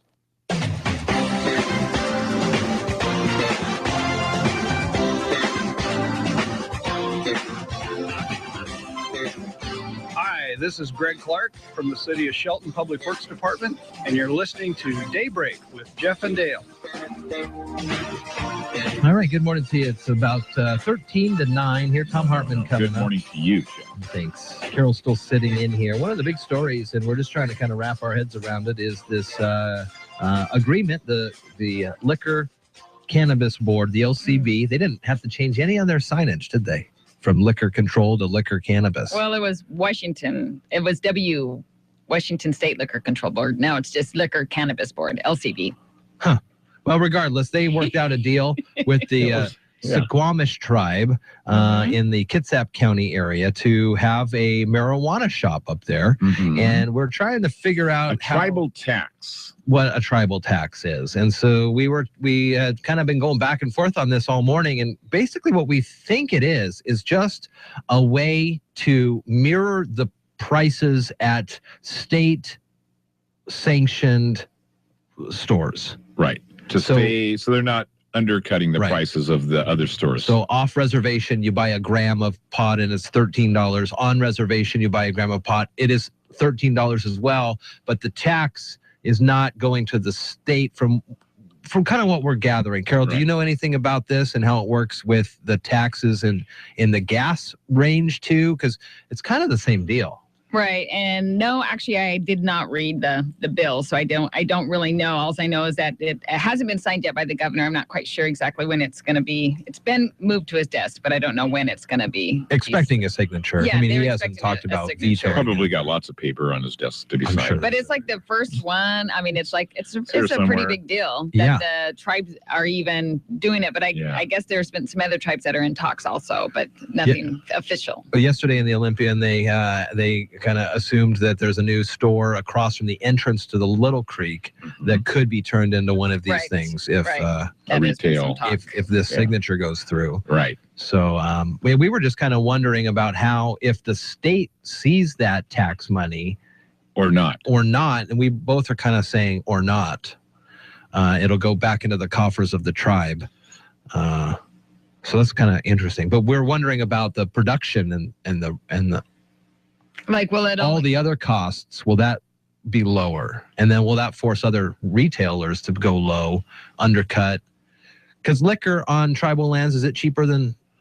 I don't know. I don't think it. Maybe it is a little bit, but I don't know. Like the same thing. Plus, it's hard to say. Are it's not the as cheap tribes as gonna California. be doing the whole process, growing, producing, and selling? Or are they going to be contracting from other growers that are already growing? Obviously, if they're going to open up a shop to sell, they're going to have product immediately. And if well, that's what we wondered early on, if it's going to be 90 days from now or however long it takes to grow, unless they've got a stash somewhere. Which, and if you have the stash, is that illegal to hold on to? right. So I don't know. I guess we'll have to see once it gets signed what action is going to be taken. But I mean, I'm not surprised because it's a lucrative industry and I don't see why everybody is not into it. All right. I got a question for the two of you. Yes. All right. The dirtiest spot in an airplane. The headrest. Probably the pillow blanket. Okay. It's not the bathroom. Probably not, because they clean that, actually. Yeah, I bet they don't ever wash those blankets or pillows that they hand out. What about the thing that lowers the tray table? That little thing that you're getting close. Oh, your armrest? Yeah. So this is according to Travelsmith. Okay. Bathrooms in general are rife with germs, or at least that's the perception. But as it turns out, the germiest spot on a plane might not be the bathroom at all. It could be the trays right in front of you. The tray table, 2,155 colony-forming units per square inch. Germs colonies. Okay. Drinking fountain buttons are number 2. Overhead air vents, number 3. Lavatory flush buttons, 4. Seatbelt buckle, 5. And the stall locks at the bathroom, 6th. So tray table and that little thing right there. So just wear gloves when you fly. Probably wear those white rubbery gloves. And I mean, I see kids. Well, I've seen people too put their feet up on the back side of it, not where you put the food, but still. Exactly. That's pretty gross. Yeah. All in all, traveling is rough on your immune system. Every facet of it. Getting into the airport, going through the line, the security, and then being in the airplane, breathing recirculated air. It makes me nervous to travel. Well, you know, my aunt, who's 85, she flew up to see my mom, and she was stopped both coming and going. Why? They said because she was wearing baggy clothes. She's 85 years old. 85. Yeah.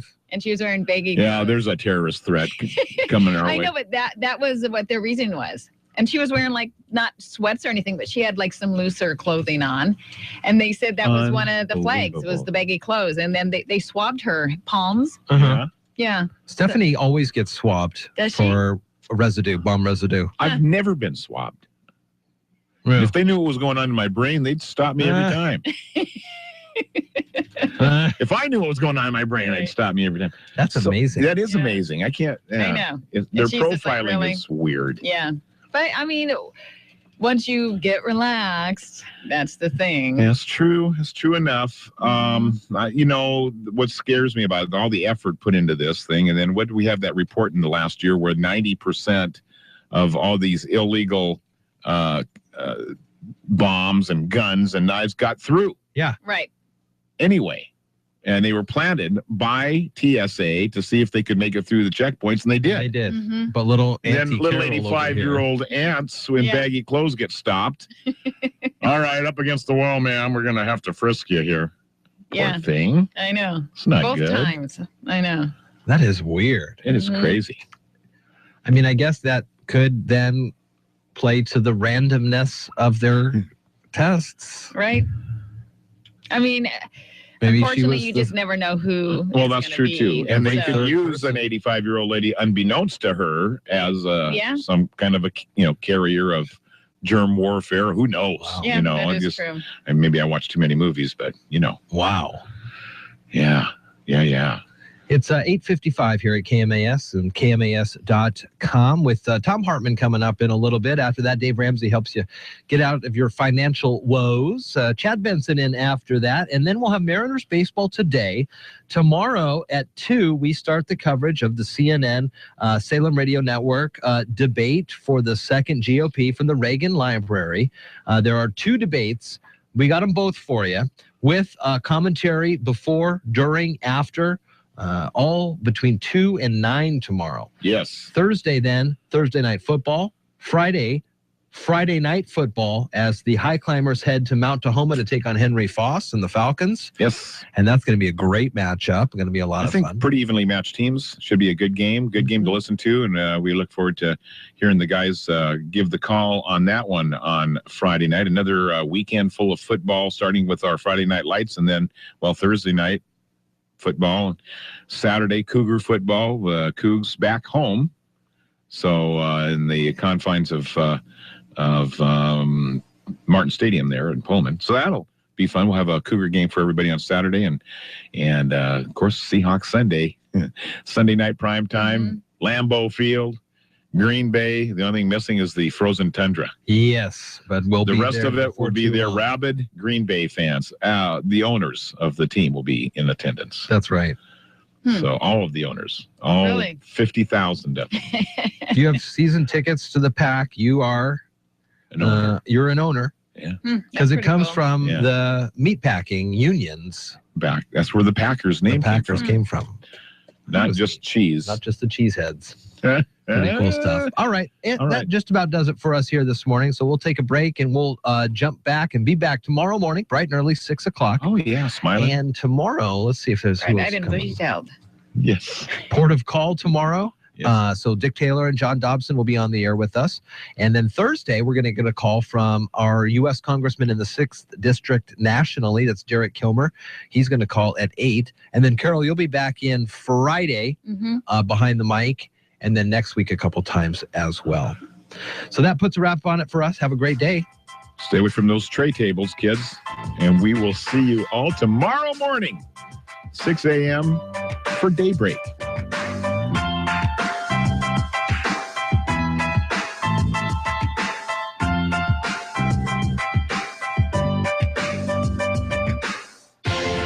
You're listening to Daybreak with Jeff and Dale on KMAS News Radio.